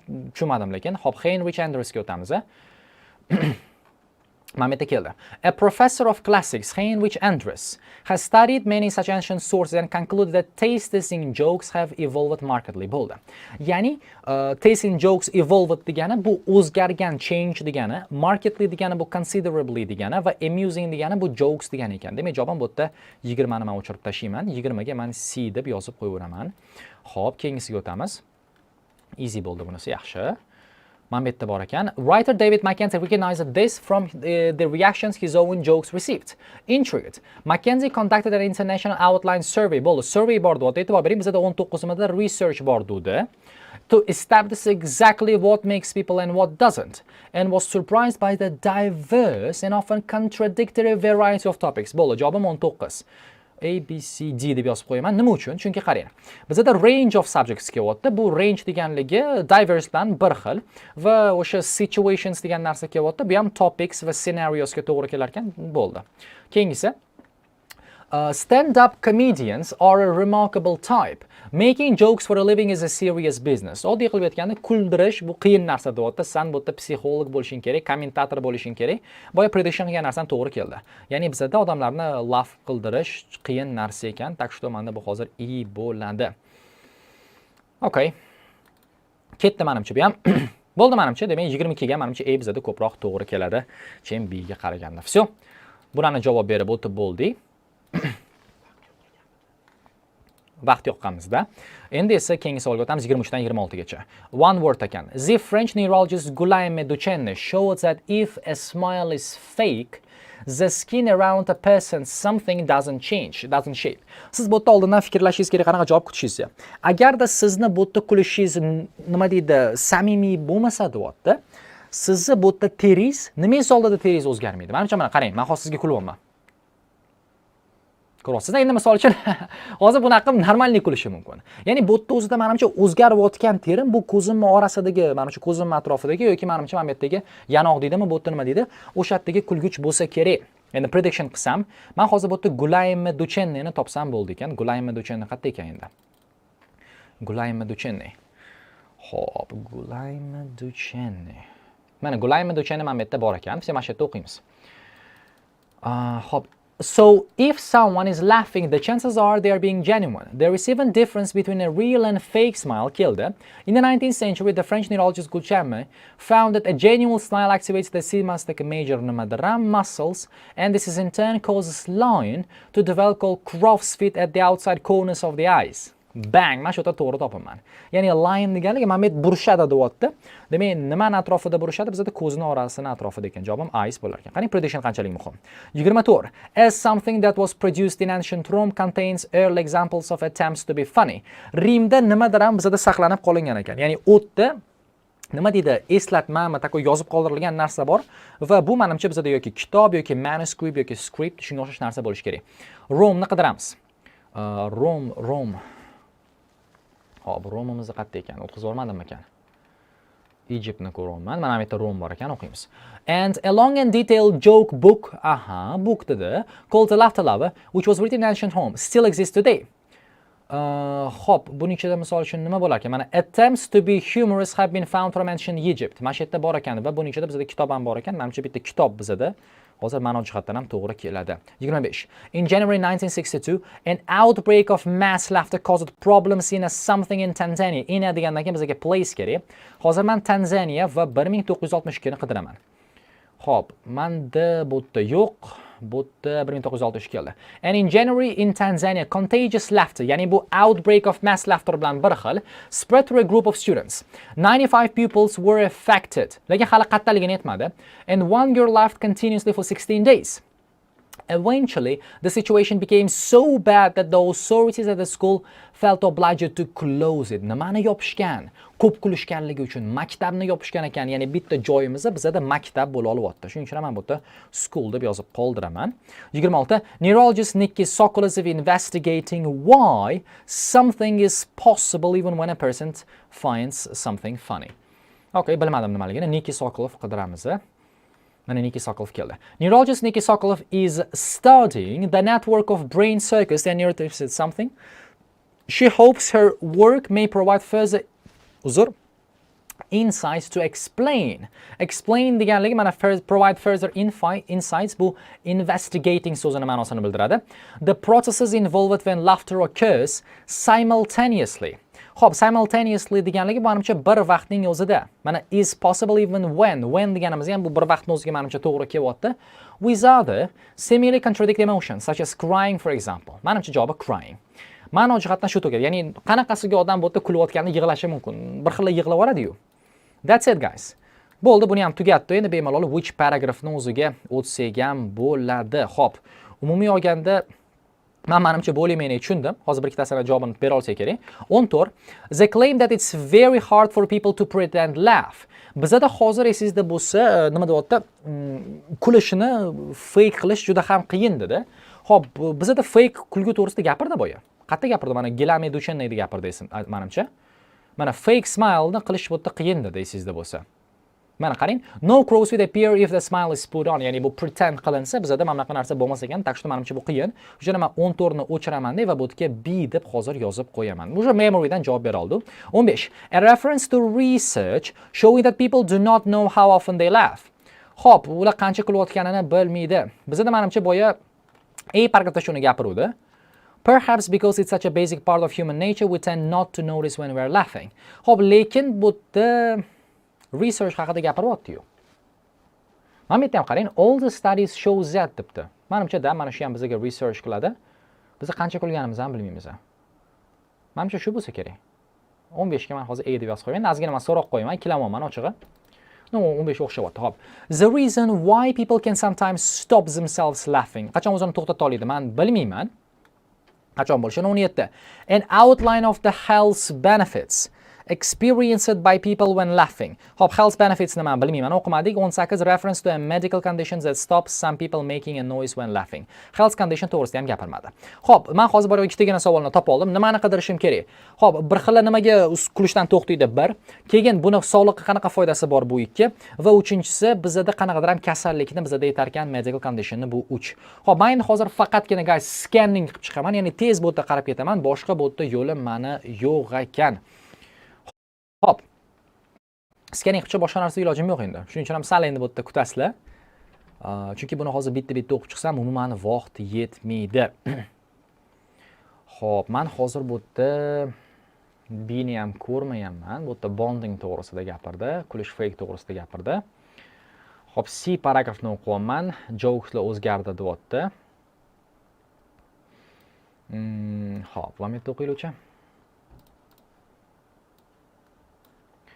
Everyone amusement. Mana mametta javobi keldi, qarang. There is a rare neurological disorder. Disorder deganligi bu kasallik ma'nosini bildirar. Name it pathology that prevents some people from laughing out loud. Ya'ni noise chiqara olmaydi. Bizda keldi hozir qayerdadir ham. Mana why people can sometimes stop themselves laughing. Menimcha shu bo'lsa kerak. Da. So 16 ni men bu yerda o'chiraman. A B C D. Bizga C javobi to'g'ri keldi. Yo'q, to'xtang, adashdim, 16 emas ekan bu. Nimaga why? Bizda bu 18 ga to'g'ri keladi-yu. Medical condition ga to'g'ri keldi. Mana disorder 18 ga C bizda bo'ladi, 16 emas. Dal o'qiymiz. Hop, contagious laughter to'g'risida gapirdi, hamma kulishi to'g'risida. Hop, bu yerda maktab hamma kulgan edi. Mana men qarang, in general, however, it's possible for most people to suppress laughter. Ya'ni kulmaslikning iloji bor ekan, where it would be inappropriate. Qarochi o'zini to'xtata oladi, qachon bu yerda kulish kerak bo'lmasa. Menimcha bu the reason why people can sometimes stop themselves laughing ga to'g'ri keladi. Bu bizda D paragrafga to'g'ri keldi. Всё, oxirgisi qoldi. Menimcha bu I da bo'lsa kerak. Ya'ni bu health benefits. Qani health benefits bormi ekan? Health benefits shu yerda chiqsin endi. Hop, intricate, the diverse and contradictory topics, science remarkable type. Hop, nima ekan in social community being pattern. Not many of us are multi-talent, perhaps we can intrinsic in. Hop, kimdir bu yerda qaysiligini o'qidimi guys? 17-savolning javobi health benefits qayerda keltirilgan edi? Esinglardami? Edami ekan yoki? Men boshdan cho'ta o'qib ketdim juda tez. Mana men aytgan manimcha, qarang, studies show that laughter strengthens relationship deyapti. It also establishes laughter improves cardiovascular function, boost immune system. Bu hammasi health benefitga kiradi. Demak, bizda 17imizda A bo'lar ekan. Hop, A'imizdan menimcha ikkita keldi. That's it. Shu bilan hozir passage 2 ni полностью tugatdi va hozir passage 2 qancha? Bu 29 bo'lsa 13 daqiqada bajaramiz. Menimcha yomon emas, 13 daqiqa ichida, 13 daqiqa ichida yomon emas. 16 daqiqamiz bor passage 3 ni o'ziga. Как раз hamma narsa menimcha normalniy hozir ketyapti. Hop, that's it guys. Tushunyapsizlarmi? Hozir yana bir 30 soniyalik pauza qilamiz va passage 3 ga o'tsak bo'ladi. Menimcha men buni pauza qildimmi? Всё.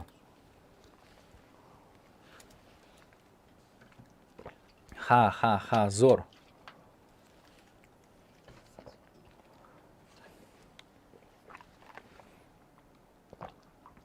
Zo'r, ASMR bo'ladi yana.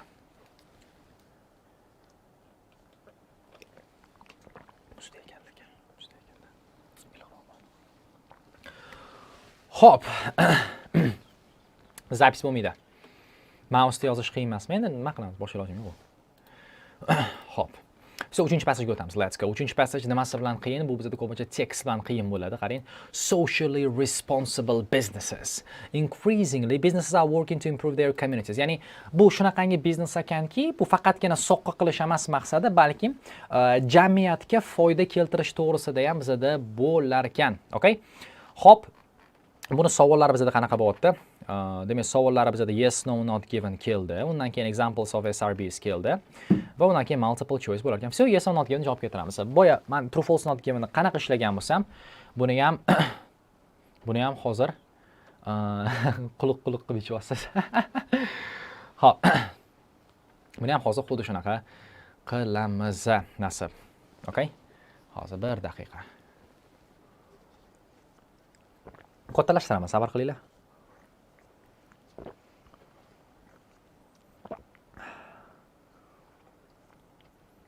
O'zida ichmay xo'p bo'ladi. Farqi nimada endi? Farq alohida dars talab qiladi. Hozir ulgurmaymiz. Mana buni tayyorlab oling. Bitta energiyani berib yuboringlar guys. Bitta olovchalardanmi, nimadan ham bo'ldi, bomba narsalarni qo'yib tashlang hozir kommentga. Nasib mana shu bilan bo'lmasa, sirazi oxirgi passajni ham tugatib olamiz. Все. 16 minut bo'lsa, undan ham tez tugatamiz, ko'rasiz hozir. Olovchalar, serdechkalar, 100%lar. Chotka. 14 is not B, it's E. Bo'lishi mumkin, bo'lishi mumkin. Men hozir endi 40 dan 40 da maksimal harakat qilyapman. Orasida bizda menda ham bitta ikkita xato bo'lishi mumkin. Ko'rib turibsiz, hozir ham tushuntirib berishman, bu narsa oson emas. Endi men qaytib kela olmayman aytganingizdan keyin. G'irom bo'lib qoladi bo'lmasa. Xo'p. Zo'r, bo'lmasa ketdi. Let's go. 27. Many business commentators forget the examples of Muhammad Yunus. Javobim bu yerda menda no bo'ladi, agarda juda ko'pchiligi hali ham uni misolini eslasa. Xo'p, endi bu yerda Muhammad Yunusni qarayman. Muhammad Yunus mana bu yerda ekan. Endi boshdan o'qiymiz menimcha tushunishimiz uchun. Many companies today are witnessing the rise of socially responsible businesses or SRBs ekan bu, jamiyatga qaraydigan biznes. These are profit-making companies which have the additional goal of improving society in some way. Business commentators Kilder usually describe SRBs as a fundamental 21st century phenomenon. However, this common generalization overlooks the significant contribution of Muhammad Yunus. Qarang. This common generalization deganligi bu mana shunaqa fikr deyapti. Overlooks deganligi bu ignore qiladi, ya'ni e'tibor bermaydi degani, chetda qoldiryapti degani Muhammad Yunusni bizada misolini, ya'ni u forget qilyapti overlook. Many deganligi bu o'sha common generalizationga to'g'ri keladi. Tak что men javobini bu yerda yes deb qo'yaman. 28. Then Rathburn provides an accurate assessment of social responsible businesses. Urg'uyim bu yerda hozir accurate ga, ya'ni to'g'ri assessment yoki noto'g'riligiga tushyapti. That's Rathburnni qarayman. Mana bu yerda keldi. There are also those such as CEO Dan Rathburn who dismiss SRBs. Qarshi chiqar ekan as a passing fad which have had little impact on the real world of a business. This cynical view, mana shu yerda javobi keldi. Is disproved by the evidence. Cynical deganligi bu wrong, ya'ni xato bo'lar ekan. Bizda kimni viewsi, kimni fikri xato bo'ldi? Bu Dan Rathburnni fikri xato bo'ldi. Disproved deganligi bu noto'g'riligi isbotlangan deganligi. It means it was not an accurate assessment. Javob menda no bo'ladi.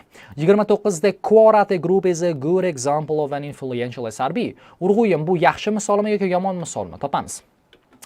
In the UK alone, there are an estimated 80,000 SRBs, turning over 25 billion a year. What is more, research by the Quarata Group based on interviews with over 5,000 Quarata Group based on interviews with over 5,000 respondents in 12 nations found that not only were consumers prepared to support SRBs, but that employees preferred to work for them. Lekin men hozir good yoki bad to'g'risida eshitmadim, shuning uchun ham not given qo'yaman. O'ttiz, few other businesses juda ham kam deyapti, will wish to follow the example of concerned consultancy.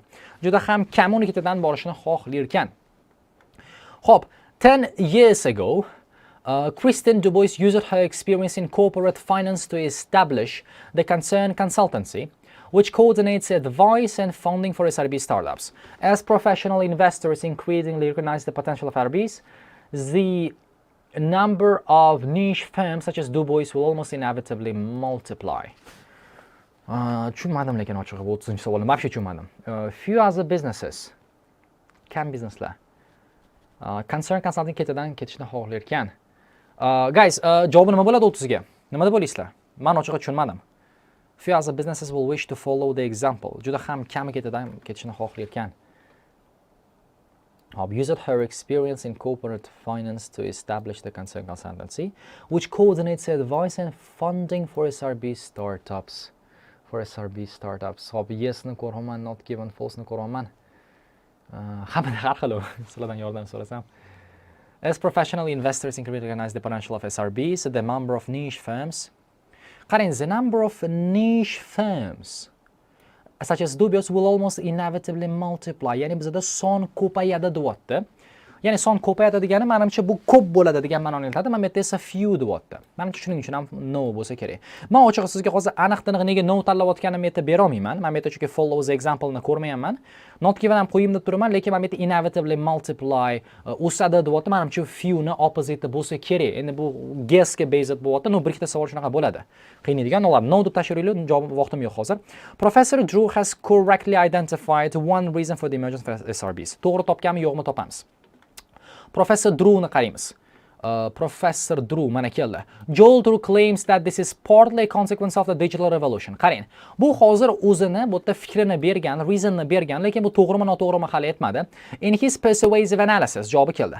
Persuasive degani bu persuade so'zidan olingan, ya'ni ishonsa bo'ladigan analizdan bu yerda deyapti. Demak, ishonsa bo'ladigan, bu rostdan ham to'g'ri bo'lgan ekan, javobim bu yerda yes bo'ladi. That's it.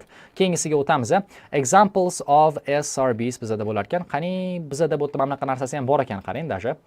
To есть bu gap fillni yana bir martalab paraphrase qiladigan variantda. Renew has made a successful business out of designing something. Renew ni qaraymiz. So what are the examples of SRBs? Men bitta examples keldi. Many that have come to my attention recently are small-scale local companies, such as Renew, which searches demolition of sites for old materials. Menimcha bular design nima qilyapti? Eski materiallarni dizayn qilyapti. Wooden floorboards and other construction timber. Xo'p, mana shu qani men bitta eski dizaynni bormikan? Mana shu tepadan qarashim kerak. Hop, biodegradable materials, ya'ni bu tez yo'q bo'lib ketadigan material, ko'mib qo'ysangiz, misol uchun bizda plastiklarimiz biodegradable hisoblanmaydi. Recycle clothing, yo'q. Fresh produce. Fresh produce menimcha o'sha sabzavotlar bo'lsa kerak. Closer neighborhoods, yo'q. Secure accommodation, yo'q. Affordable furniture. Old furniture deganini ko'rdim. Permanent employment, yo'q. Volunteer work, yo'q. Balki affordable bo'lishi mumkin. Mana bu yerda old materials dedi. Bu endi arzonmikan? Rather than allow this to be wasted, the team at Renew have fashioned them into a range of tables, chairs and similar items that are sold at relatively low cost. Mana low cost degani bu affordable ekan. Demak, bu yerda javobim menda hozir F bo'ladi. Hop, 33 o'taman. On the other hand, Indulge wishes to promote something and is expanding to new sites. Indulge ni qidiramiz. The first Indulge cafe was established by owner Derek Jardin in an area with few local amenities. The idea of the cafe was to provide deganligi bu promote deganligi, a meeting place for local residents. Community ha bir bilan ko'rishish kerak ekan. Всё, ko'rishadigan joyni yaratmoqchi bo'lgan, communityni yaratmoqchi bo'lgan. Menimcha bu bizda closer neighborhoods ga to'g'ri kelsa kerak. Chunki hozir bundan tashqari ko'rib turibsiz, hech qaysi to'g'ri kelmaydi. Всё, D deb yozaman. Closer neighborhoods gani bir-biriga aqrob bo'ladi-da.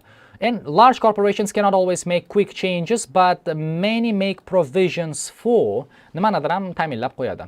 Hop, there are now in 6 cafes, large corporations. Mana, of course, large corporations may not be in a position to change their product or services quickly, but one international telecommunications corporation, for example, enables its employees to take part in green scheme, whereby staff give short periods of their time unpaid plant trees. Всё, unpaid deganligi bu pul to'lamasdan ular ishlaydi.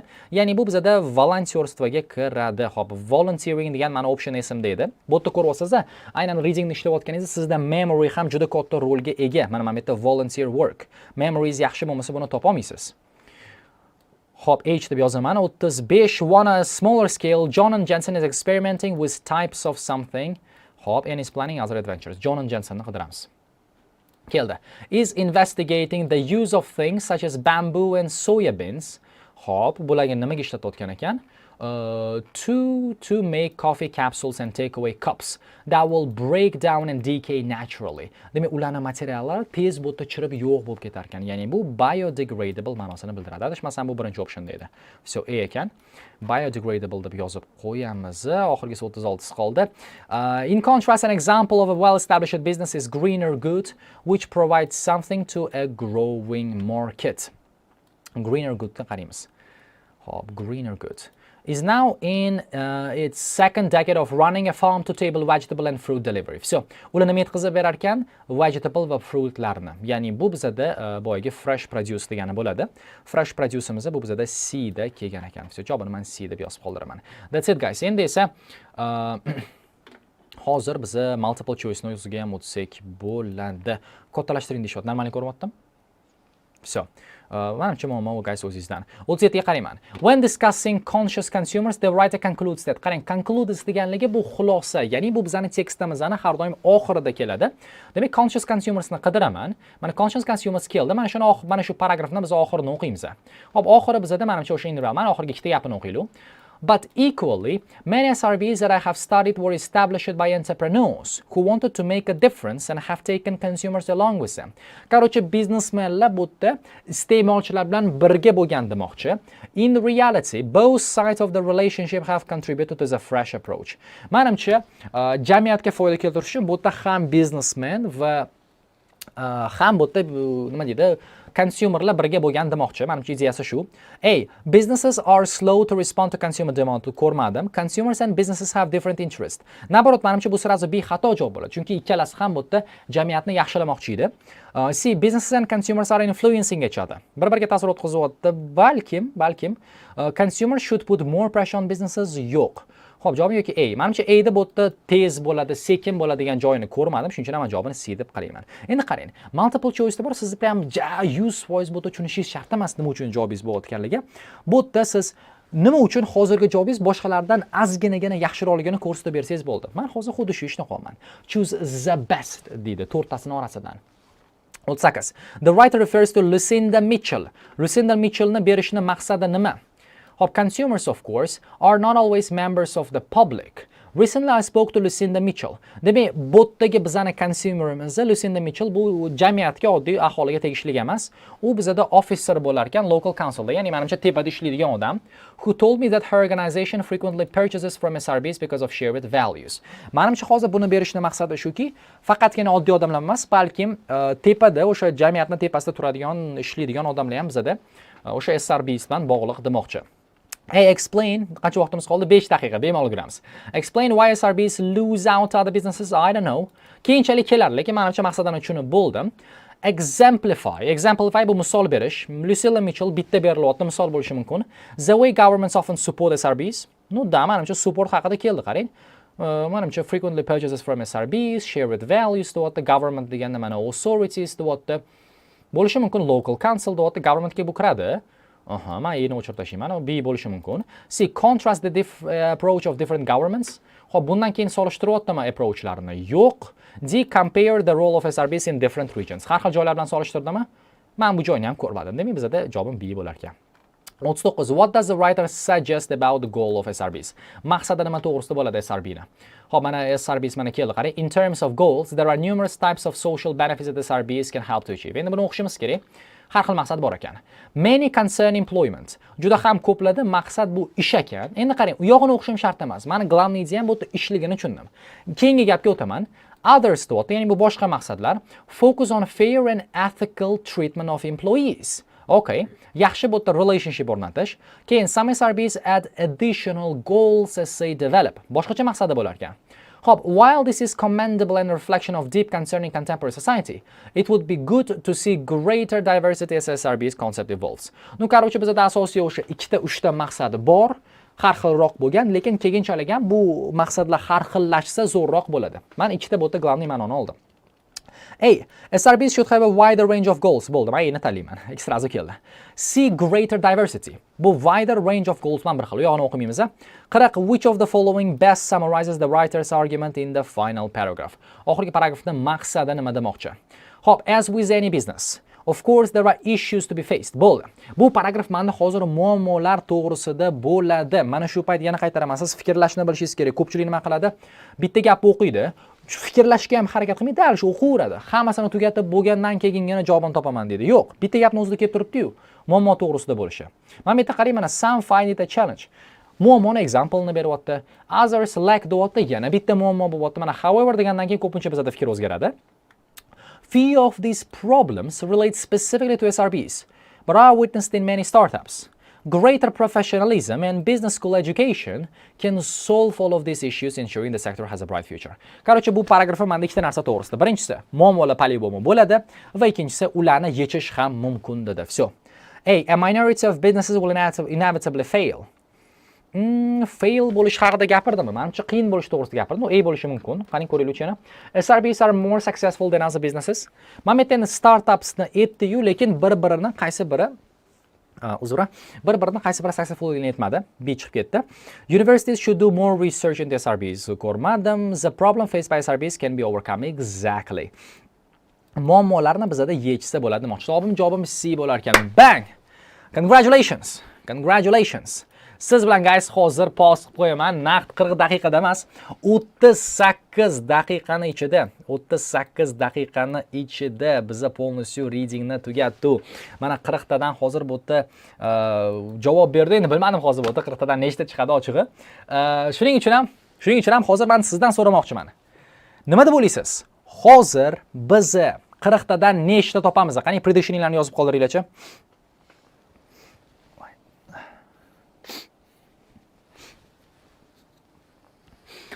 Hop, 35 ta vahima qilmang.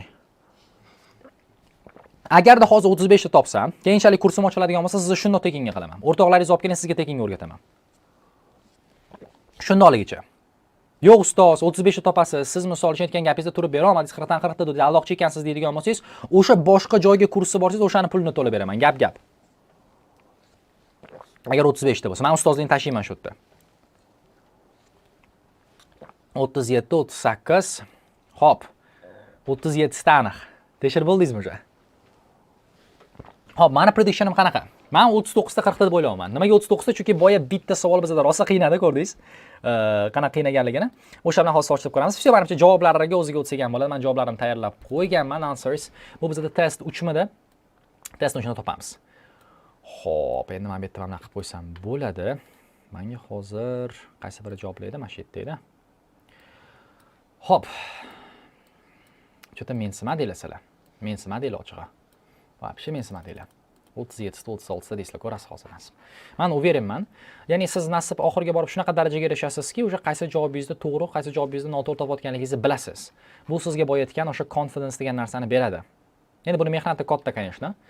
Hop, bizga test 3mida test 3 bo'lmasa tekshirishni boshladik. Qani men yerda men chizadiganni ham bu yerda topiy. Chizadigani bu yerda qayerda ekan endi? Все, рисование, карандаш. Ketyapmiz. Birinchisi mana bizda true'midi? Bizda true edi. Keling, buni hozir rangini o'zgartiramiz. Yashil qilib ketaman. Birinchisi bizda true, mana bu yerda ham mana true. Mana shu yerdan men qilib ketyapman. E'tibor bering. Hop, keyingisi bizda masol uchun false, keyingisi not given da, keyingisi false, keyingisi not given, keyingisi true bizda bo'ldi. Yaxshi. 7 ga o'tamiz. 7miz bizda walking edi-da, 8 bizda book, keyingisi bizda humor bo'ldi, keyingisi bizda documents nima edi? Documentary da. 11-si bizda lecturing bo'ldi, keyingisi comics bo'ldi, keyingisi mirrors bo'ldi. Congratulations. 10 daqiqani, 10 yarim daqiqani ichida sizdan passage 1 ni tugatdi. 13 tadan bu yerda 13 tani topdi. Endi bu вообще easy bo'ldi. Muammosi yo'q. Keyingisiga biz o'tamiz. Hop, keyingisida menda 14 bo'lyapti. 14 bizda B, keyingisi A, keyingisi bizda D. Yaxshi, ozgina qiynaluvdim. Keyingisi menda A edi, keyingisi C edi. Zo'r, mana shu yerda ozgina qo'rqib turdim. Hop, 19 bizda D bo'ldi, C bo'ldi, E bo'ldi. Hop, 20miz necha ekan? 19D, to'xta, 20C, 21E, 22. Ay, xato qildik. Xato qildik. 22B ekan. Boya mashinada B ni o'qimanman deb boya. Men aytayman, mana so'roq bekor qo'ymagan ekanman, qarang. 2 daqiqa vaqt bor edi, shuni qarash kerak edi. Shoshildim mana o'zimcha. Hop, 23 ice. 24 bizda book, 25 bizda school, 26-si crying bo'ldi. Все. Hop, 9 ga hali ham men umidim bor. Keyingisi yes, keyingisi no, keyingisi not given. 30 bizda no, exactly 31 yes ekan. Mana shu 30 da rosa qiynaldim. Boy to'g'ri topaman. Menimcha qolgani muammo bo'lmaydi. 32 bizda F, keyingisi D, keyingisi bizda H, keyingisi A, keyingisi C bo'lyapti. Dalshi bizda hop C bo'ldi. 38 bizda B bo'ldi. 39 bizda A bo'ldi. 40 finally 40. Demak nima bo'lar ekan? Tadadadadadadam bang. D. Chapachal bo'ringlar. Bo'ldi, zo'r. Support komanda bor bizda, chotka. Hop. Nu, nima deymiz endi? Yomon emas. Cho'ta paydo qilib ketib qoldim mushkam.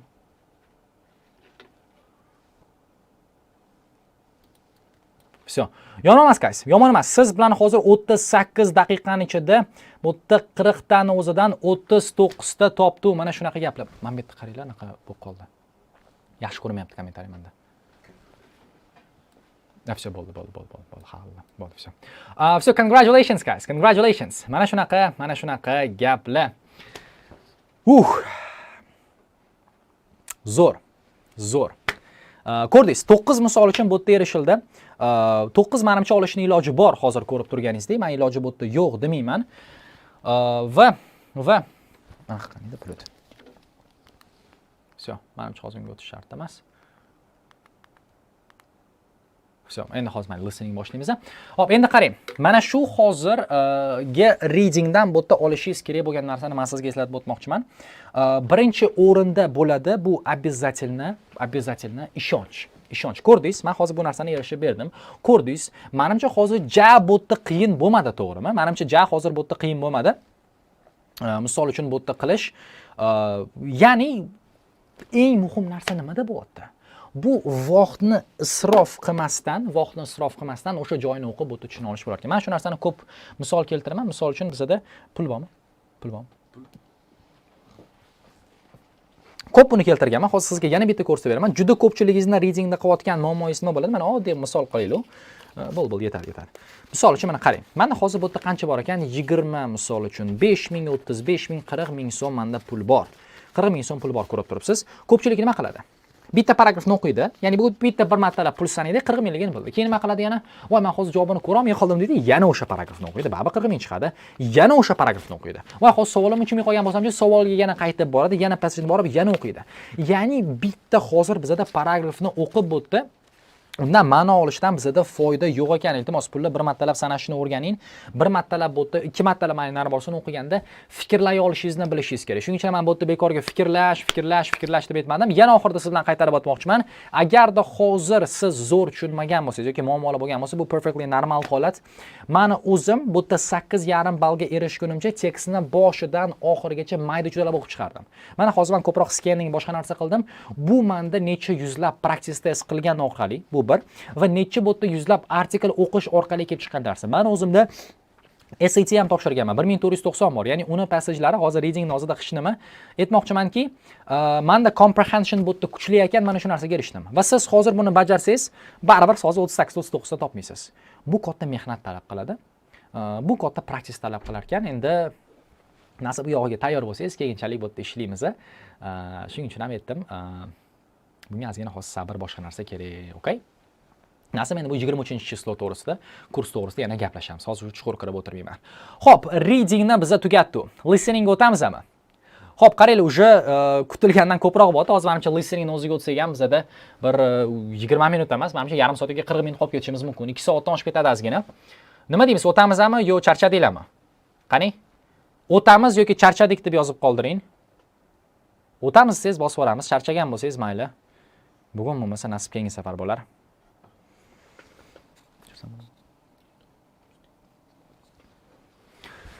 Xo'p.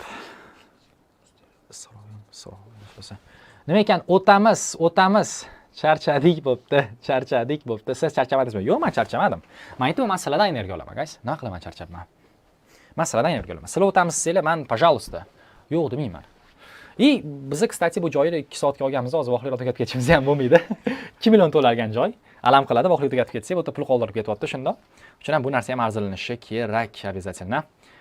Xo'p, charchadik deyotganda oldingizda bu yerda ikkita option bor sizni. Ya'ni hozir borasiz, charchadim deb bu yerda uxlaysiz va multiple choice da keyinchalik ham qiynalib davom ettirishni boshlaysiz yoki hozir o'zingizda bu yerda yuzingizga bir ikkita namlaq urib qo'yib, kofeingizni ichib bu yerda vebinarni oxirigacha kuzatasiz va nasib bu yog'iga multiple choice dan muammoingiz bo'lmaydi. Tanlash qarori bu yerda sizda, o'zingizga qoldiraman. Charchamadim deydiganlar uchun let's go, bo'lmasa bosamiz. Xo'p, darsda bo'lmasa vebinarni davom ettiramiz. Listening o'ziga o'tib, reading tayyor.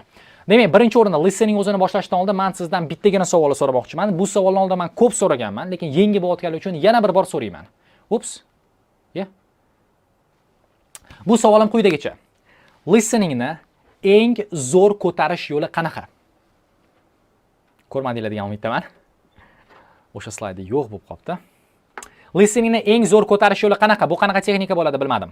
Yozib qoldiramiz. Davay, uyqu yo'q bugun. Gap yo'q. Motivatsiya zo'r. Zo'r turimiz. Nechta odam?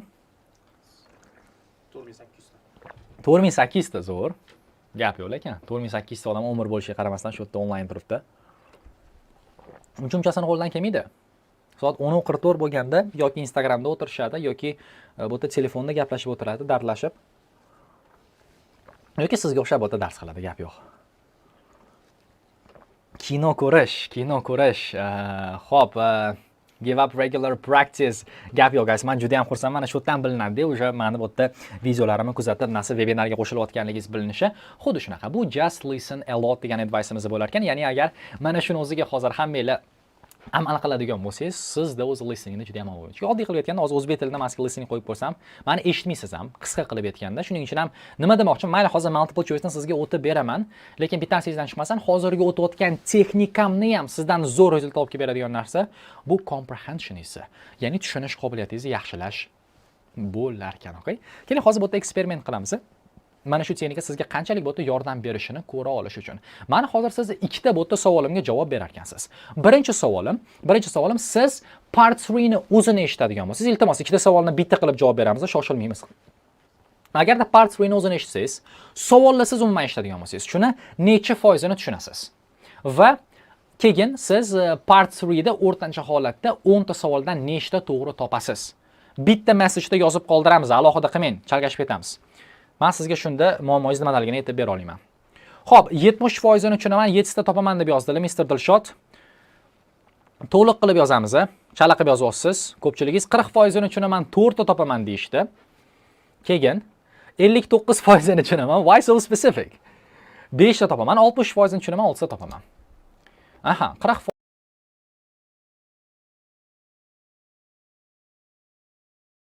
ni tushunaman, bitta topaman, vahma qilmang. Xo'p, keyin vaqti ko'payib ketdi hozir. Buni to'xtatsa bo'ladimi men buni? Kommentariyni ozgina to'xtatsa bo'ladimi? Ketaveradimi bu? Xo'p, 20% ni tushunaman, 4 ta topaman, 70% ni tushunaman, 7 ta topaman, 90% ni tushunaman, 8 ta topaman debdilar. 90% ni tushunaman, 7-8 ta topaman. Endi qarang. Mana 70-80% ni tushunaman, lekin 5-6 topaman. Mana hozir bu yerda bizda ikkita kategoriyaga bo'lindi-da muammolarimiz. Bu qanaqa kategoriyamiz bu yerda? Xo'p, bizda bu yerda hozir birinchi kategoriyamiz bor. Bular kimlar? Bu misol uchun, masalan, ustoz men hozir 60% tushunaman deyishyapti va 60% tushunganligim uchun men hozir bu yerda 10 tadan 6 ta topaman deyishyapti. Endi bitta narsani biling. Agarda siz bor yo'q 60% ni tushunsangiz, bu itak siz shu 10 tadan 6 ta topishingiz kerak degani. Ya'ni bu degani men sizga hozir qanaqa bo'lsa texnika o'rgatmay, katta ehtimol bilan buni foydasi ko'p bo'lmaydi, shu narsani tushuning. Chunki sizning muammongiz texnikada emas, balkim prosta tak audioni o'zini eshitganda tushunmayotganligingizdan. Sizdan hozir listening qiladigan bo'lsangiz, sizga o'rgatadigan narsa bu audioni qayta qo'yib berib, translate qilib berish bo'ladi. Texnikasi emas ekan. Shuning uchun fikrlashingizni ishlating, nima kerakligini biling demoqchiman. Ikkinchi bo'tda turimizda mana sizga hozirgi darsimizda juda katta yordam beradi. Mana misol uchun oxirida aytdilar, ustoz men bu yerda 80% tushunaman-u, lekin bu yerda bor yo'g'i 5 ta 6 tagina o'sha 10 tadan topaman dedingiz. Ya'ni siz bu yerda hozir texnikangizda muammo bor ekan va shuning uchun ham siz mana men bu yerdagi nima deydi, 3 ta javobdan qolib ketyapsiz. Siz agar 80% tushunsangiz, minimum deganda 8 ta to'g'ri topa olishingiz kerak bo'ladi. Mana bu yerda o'sha texnika bilan sizning muammongiz bor degan ekan. Endi men hozir sizga aytsam bo'ladi, faqatgina mana shu approachni sizga ko'rsatadiganim ishlating, multiple choice'dan muammongiz qolmaydi. Lekin nima qilaman siz zalda? Muammongiz bo'ladi-yu. Nima qilaman siz zalda? Menga ayting. Birinchi maqsad bizda o'zimizning asosiy muammoyimizni bilish va o'zimizni egoyimizni chetga surib, to'xta, seni muammoying bu ekan deb maslahat qidirishni to'xtatib, bu ustimizda ishlash bo'lar ekan. Shu narsa sizdan chiqmasin. Okay, xo'p. Multiple choice bo'lsa, mayli multiple choice bo'lar ekan, mana muammo comprehension deb aytib o'tdim. Mayli bo'lmasa darsga davom etamiz. Qarang. Multiple choice ga o'tganda, bizda bu yerda eng katta muammolardan bittasi bu time managementimiz bo'lar ekan. Ya'ni bu nima deganim? Qarang. Sizga bu yerda agar 10 ta multiple choice berilyapti deylik. Mana 10 ta multiple choice berildi. Agarda siz buni 3 ta optionni hisobga oladigan bo'lsangiz va bitta savolni o'zini hisobga oladigan bo'lsangiz, bu sizga 40 ta gapga to'g'ri kelyapti. Va bu 40 ta gapingiz sizga qaysi vaqtga beriladi? Bunda o'ylab qarasangiz, part 3 boshidan sizga qancha vaqt beriladi? Bor yo'g'i 30 soniyani o'zi. 30 soniya ichida 40 ta gapni o'qishni iloji yo'q. Va shundan keyin siz nima qilasiz? O'qisangiz, bu yerda ulgursangiz 3 ta questionni o'qiysiz, 4 ta questionni o'qiysiz, qolganini ulgurmaysizmi?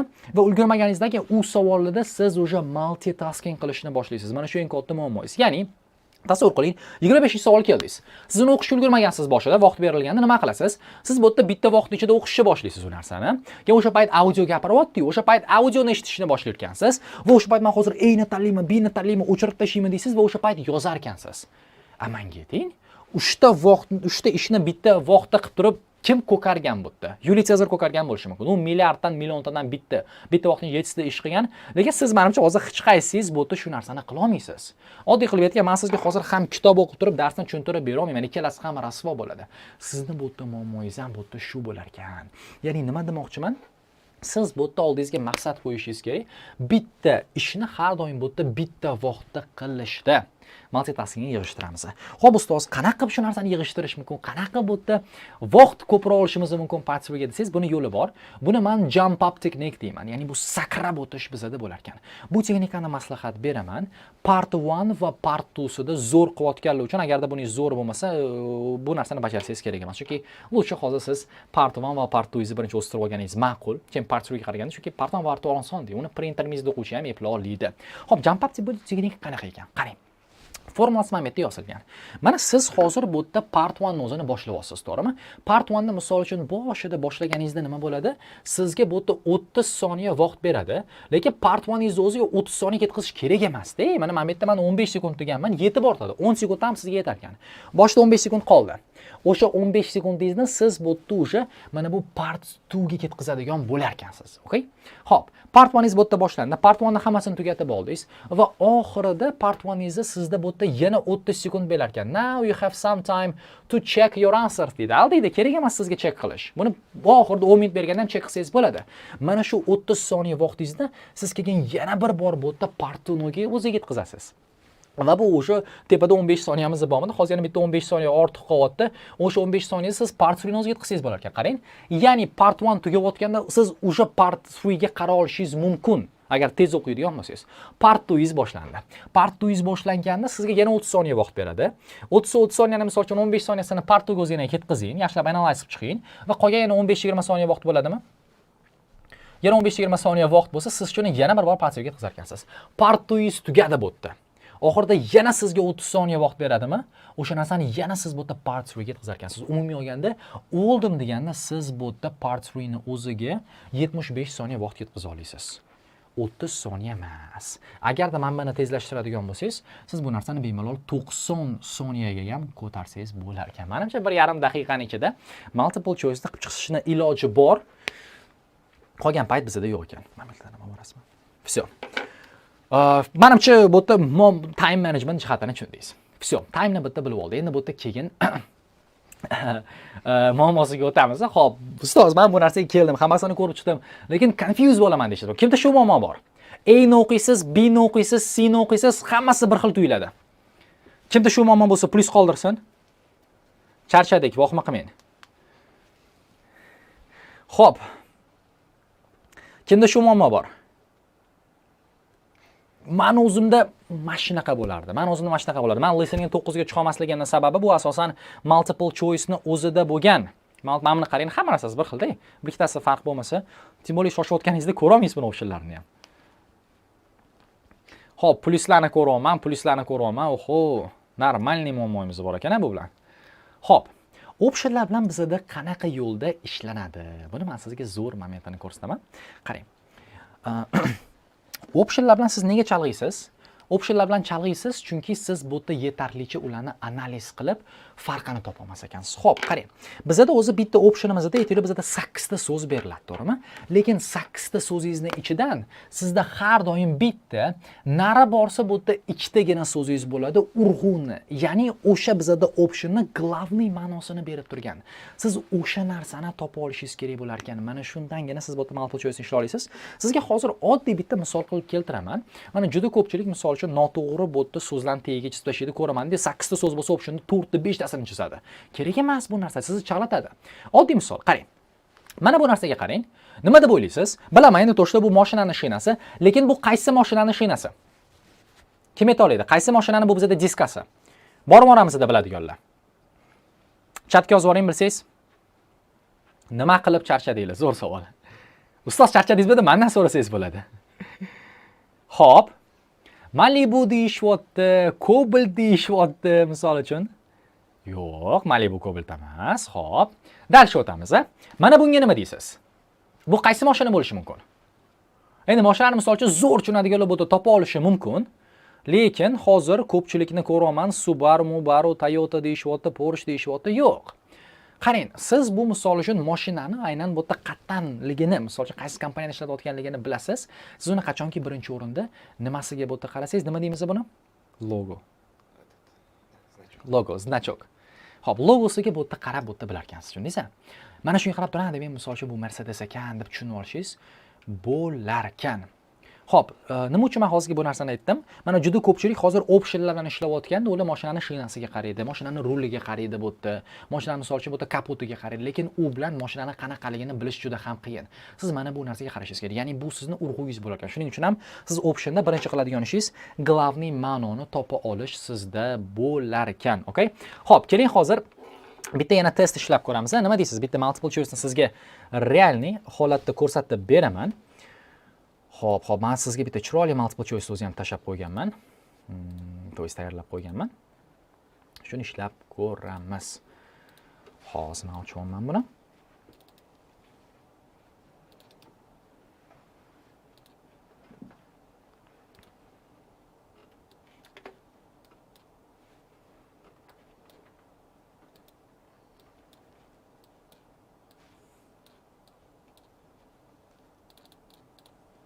Okay.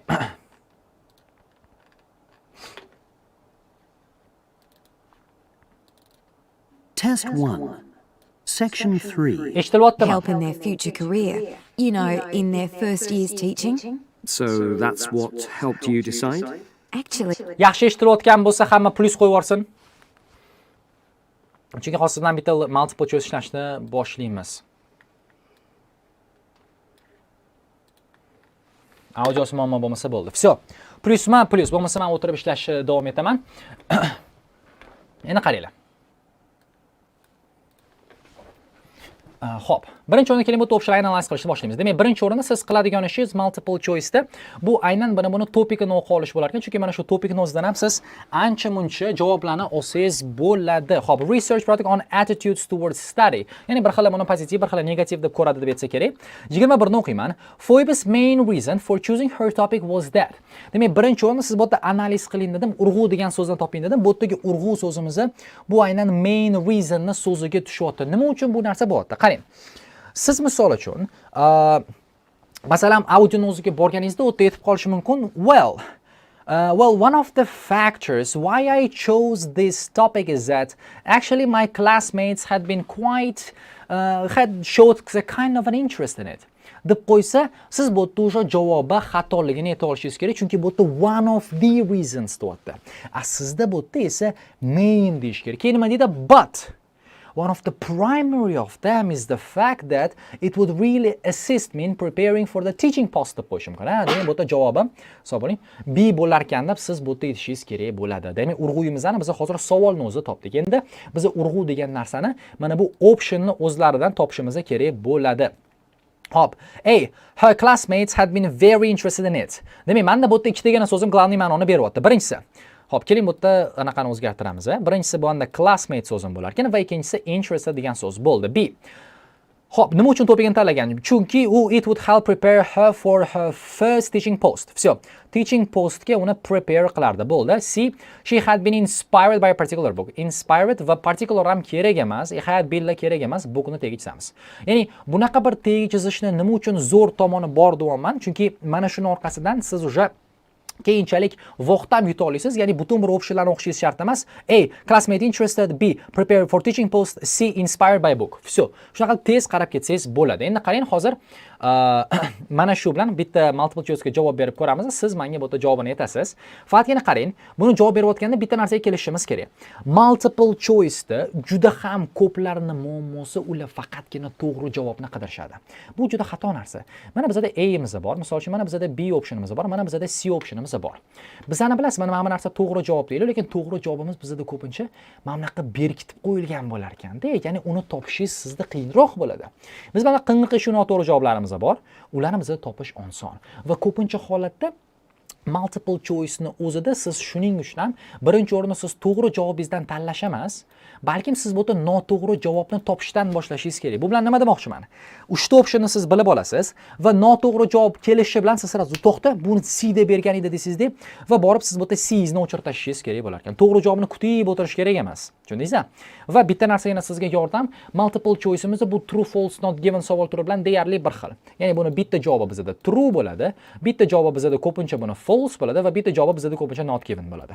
Bir xillarda ikkita false yoki ikkita not given ham kelishi mumkin. Shunaqa qilib optionlarni ajratishingiz ham sizda osonroq bo'lar ekan. Xo'p, tayyor bo'lsanglar, bo'lmasa men audioni qo'yaman va pauza qilaman-da va o'sha payt siz menga qaysi option to'g'ri yoki noto'g'riligiga yeta olishingiz kerak bo'ladi. Let's go. The questions 21 is specific. The questions. It was exhausting. The questions 21 to 25. So, how did you get on with your school-based research, Phoebe? Well, it was exhausting, but really valuable. Good. What was the specific focus you chose? What was the specific focus you chose? Ya'ni bu what was the main topic you chose deyapti. Xo'p, echo kelyapti deyapti juda ko'plar. Echo kelyapti deyapti. How's guys? Ertalab darslaringiz 20:00 da bo'lsa yaxshi bo'lardi. Nasib qaraymiz hozir. Just a second. To'g'rilaymiz.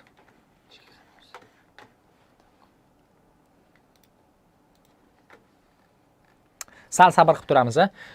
Ertaga ham menimcha 9 da bo'ladi, no ertaga kamroq bu yerda mavzu o'tiladi. Bu hozir reading 1 soat ishlaganimiz hisobiga ham juda ko'p vaqt o'tib ketdi. Nasib ertaga buni bir 1,5 soatlarga, 2 soatlarga sig'diramiz. Tak что xavotir olmang. Bu hozir birinchi kun bo'lganligi uchun ham boshida story bilan ham bu narsa cho'zilishi bo'ldi. Shu joyni hisobga olamiz. Ertaga nasib hammasi vaqtiga anaqasi bo'ladi. Xo'p, keling, men sizga hozir yana bitta audioni qo'yaman va endi normalniroq bo'ldimi? Aytingchi. My title is Attitudes Towards Study Among işte what 11 demin to de. 12-year-old Pupils. Right, and what made you choose that focus? Well, that's a bit difficult. Все, bo'ldi. Eshitilayotgan bo'lsa qarang, bo'ldi, men boshidan qo'yaman. Diqqat bilan eshitamiz audioni. Attitudes Towards Study Among 11 to 12-year-old Pupils. Right, and what made you choose that focus? What made you choose that focus? O'g'il bola aytibdi va Phoebe-mi bilmayman. U hozir bizga sababini aytadi. Main reason aytish kerak, eshitamiz. Well, that's a bit difficult. Lots of my classmates decided on their focus really early on, mainly on the basis of what they thought would help in their future career, you know, in their first year's teaching. So that's what helped you decide? Actually, Все. Hozir javobimizni classmatesni aytdi. Javobimiz to'g'ri bo'lsa A+ deb yozib qoldiring. Javobi xato bo'lsa A- deb yozib qoldiring. Bizda hozir faqatgina to'g'risida gapirdi. Phoebe bizda phobia emas, Phoebe bo'lar ekan, yaxshi. A+ yoki A- kutyapman. Endi qarang. Mana shu yerda men hozir misol uchun ni xato deb ketganligi yo'q, lekin bu yerda bitta so'zdan men buni javobini bildim. Bu bizda qaysi so'z bo'ldi? Oxirida actually degan so'z bo'ldi. Mana shu narsaga siz e'tibor berishingiz kerak. Actually degani aslida esa. Ya'ni misol uchun men sizga aytishim mumkin. Well, I like tea. Well, actually, no, I lied to you. I don't like tea, I like coffee. Ya'ni xatoligini ko'rsatdi. Mana men bu yerda misol uchun klassmetlarim qiziqqan dedi. Keyin, so this is what made you really focus on this degandan keyin actually dedi. Demak, bo'ldi, bu главный sababi emas ekan. Actually degandan keyin hozir bu yerda главный sababini aytadi, eshiting. Fikrlashni o'rganamiz. So that's what helped you decide? actually, it was that I came across a book written It was that I came across a book. by experienced teachers on student attitudes. Kitob tufayli bo'lgan ekan. Javobim demak nima bo'ladi menda? Hozir C bo'lar ekan. That's it. And that motivated me to go for the topic. That motivated me. Ya'ni bu that inspired me bo'lar ekan. Okay. Ko'rdingizmi, men hozir nima ish qildim? Ga birinchi o'rinda noto'g'riligini isbotlab turib, keyin bu yerda C ga o'tdim. Mana xuddi shunaqa ishni qilsangiz, siz bu yerda yutasiz. Optionlarni shuning uchun ham analiz qila oling damoman. 22-savolga o'tamiz. Xo'p. Phoebe's main research question related to nima ekan? A networkda the effect of teacher discipline. Teacher discipline degani bu menimcha ustozning qanchalik bu yerda qattiqqo'l bo'lishi yoki bo'lmasligi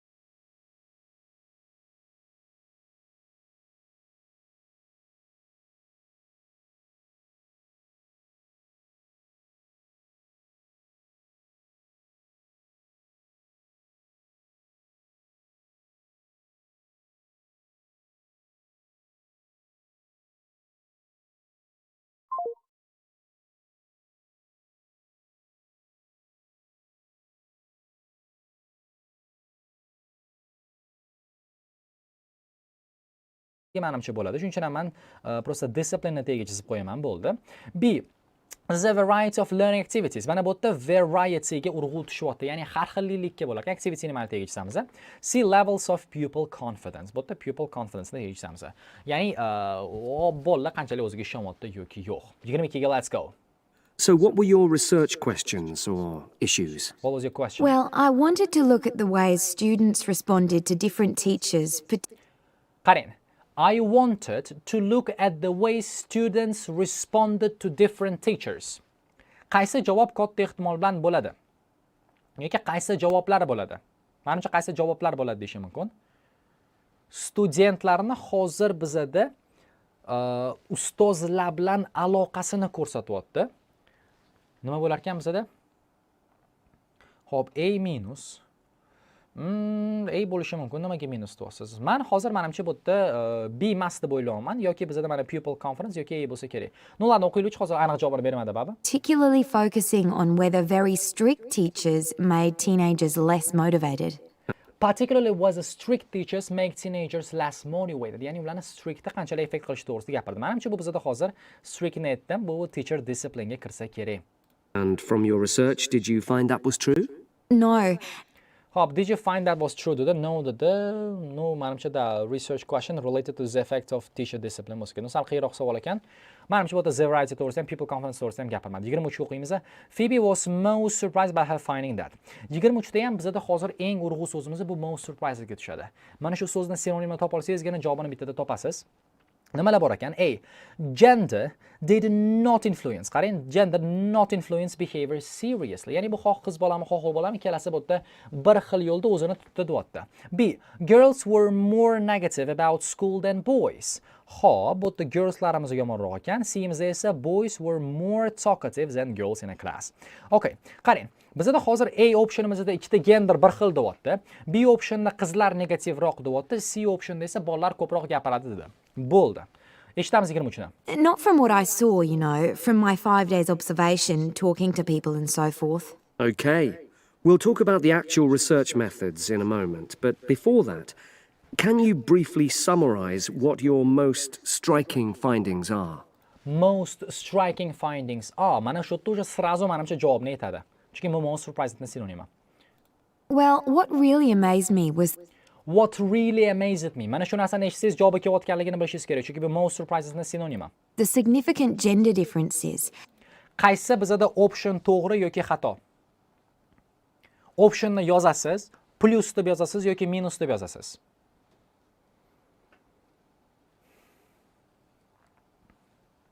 Hop. A ni plus deyapsiz. A ni plus deyotganlar eshitmayapmiz. Umuman siz bu yerda eshitmayapsiz A ni plus deyotganlar. Hatto xafa qilyapsiz lekin. Juda xafa qilyapsiz hozir. Eshiting yana. What your most striking findings are? Eshiting. Well, what really amazed me was the significant gender differences. Significant gender differences, ya'ni o'rta gender orasida o'g'il bolalar va qiz bolalar o'rtasida farq katta bo'lgan demoqchi. A'da esa gender did not influence deyapti. Bir-biriga qarama-qarshi bo'ldi-yu, bizning A optionimizda false ga kirib ketdi shunda. Mana shu holatni siz mana shu gapni o'zini eshitishingiz bilanoq siz bu yerda, demak, bu yerda javobim noto'g'ri ekan deb tushuna olishingiz kerak bo'ladi. Bu juda muhim.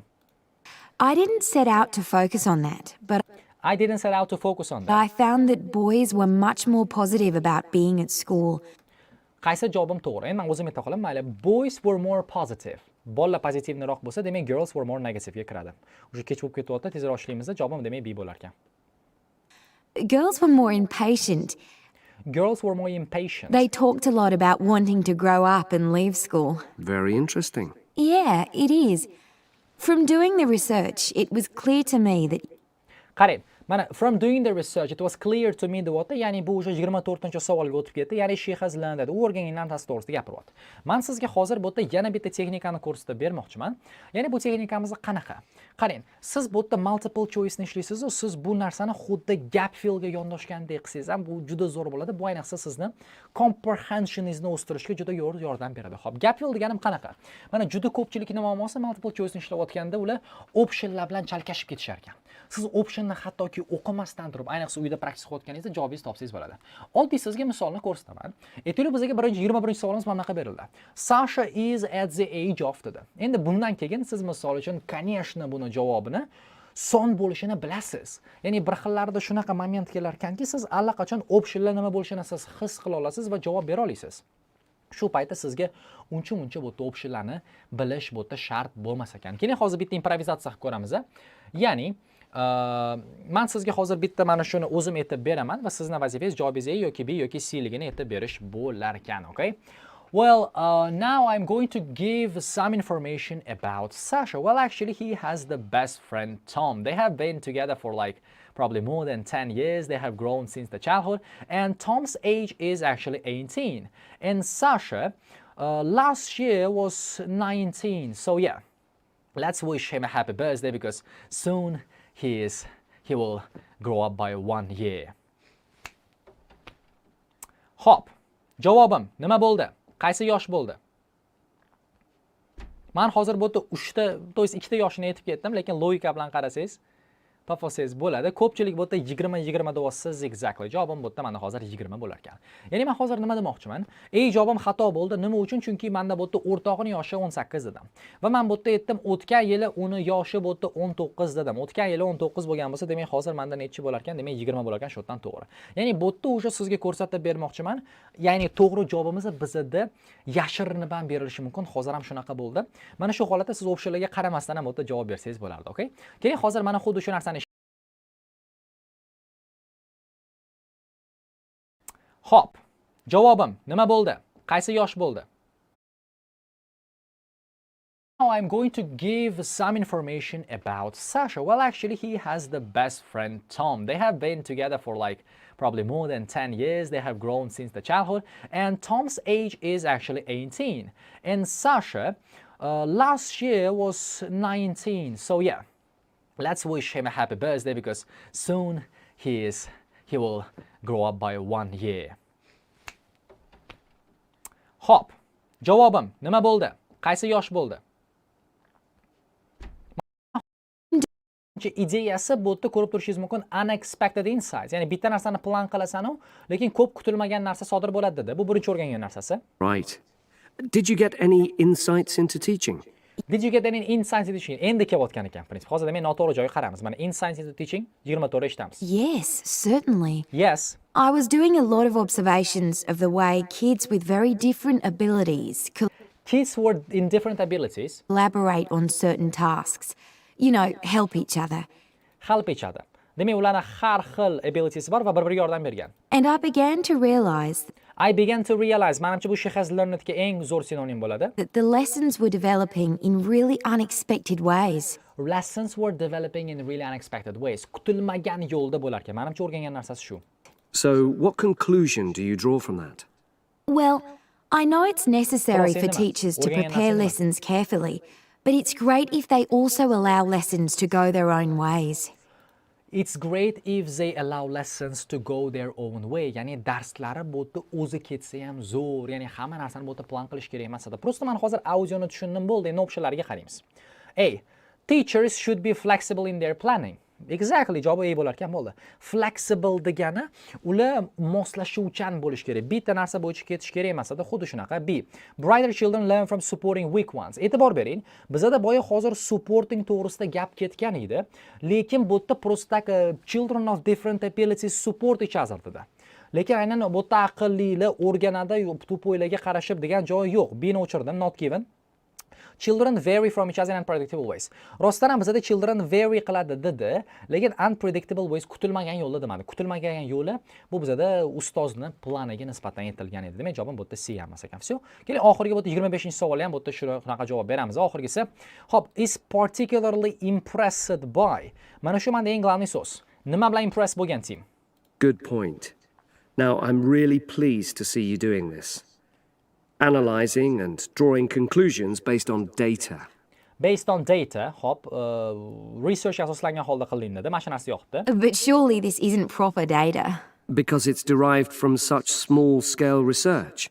Va bu datani u juda ham small scale researchdan dedi. Ya'ni what I really liked dedi. Menimcha what I really liked deganligi bu particular impressed bo'lganiga kiradi. Ya'ni bu research qilib kichkina narsadan ma'no olish.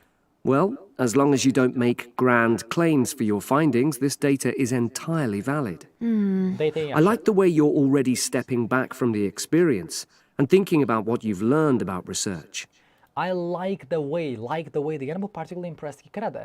Ya'ni nima dedi? San bu yerda eshitding I like the way you're already stepping back from the experience stepping back from the and experience. thinking about what you've learned about research. What you have learned about the research. Ya'ni bu yerda o'zing ustida ishlayapsan, experience ga tayanib o'rganyapsan dedi. Well done. Well done. So well done deganligi menimcha bu particular impressed ga kiradi. Ya'ni bu o'rgangan narsasiga reflect qila olish, o'shandan dars o'rgana olish bo'lar ekan. Recognize the limitation of such small scale research. Qarang, bizda small scale research to'g'risida gapirdi. Lekin eshitib turgan bo'lsangiz, bizda umuman hozir limitations to'g'risida informatsiya bergani yo'q edi. Limitation bor dedi-yu, lekin limitation birganing uchun maqtayman demadi. Reflect on her own research experience in an interesting way. Exactly. Research experience bo'ldi. Xuddi shunaqa reflect. O'rgana olsan dedi. Design her research in such a way as to minimize difficulties. Yo'q, xatolarni bizda kamaytirish to'g'risida informatsiya bermadi. Bizda javob manda bu yerda B, shuning uchun ham bo'lar ekan. That's it guys. 21 bizda C, 22 bizda A, 23 bizda B, 24 bizda A bo'ldi va 25imiz bizda hozir nima deydi? Bizda B bo'ldi ekan. Всё, that's it. Shu bilan hozir multiple choice ni o'zini ham biz tugatamiz. Xo'p, oxiri endi bitta hozir menimcha javoblarni biz tekshirib olsak bo'ldi. Bunga hozir 2-3 daqiqa vaqtimiz ketadi, muammo emas. Javoblarni hozir ochaman. Lekin men hozir bitta narsa demoqchiman. Mana hozir bu yerda kech o'sha qaramasdan ishlamamiz qoldi. Shundan qildim. To'rtming tamizmi? To'rtming to'g'risini просто respect deb qo'ymoqchiman. Qarang, C A B A bizda B javoblarimiz bo'ldi. C A B A B. Xo'p, qani ko'raylik bizda C A B A B imiz bo'ldimi? Xo'p, bizda javobimiz mana C A bizda B A B imiz bo'ldi. Men hozir bu yerda ham 5 dan 5 topdim. Ko'rdingizmi? Hozir sizdan birga narsani qildim, yodlab olay, boshqa narsa bo'lganligi bizda yo'q ekan. Ups. Xo'p, shu bilan multiple choice ham sizga keladi. Men multiple choice dan oxirgi olishingiz kerak bo'lgan xulosani bu yerda aytib o'taman. Bu birinchi o'rinda bo'lar ekan. Optionlarni bu yerda birinchi siz aniqlab olishingiz kerak bo'ladi. Qaysi biri bu yerda glавный ma'no beriladi, qaysi biri glавный aytib o'taman. Sizdan birga narsani C A B A B imiz bo'ldimi? Xo'p, bizda qarang. C A B A bizda B javoblarimiz bo'ldi. C A B A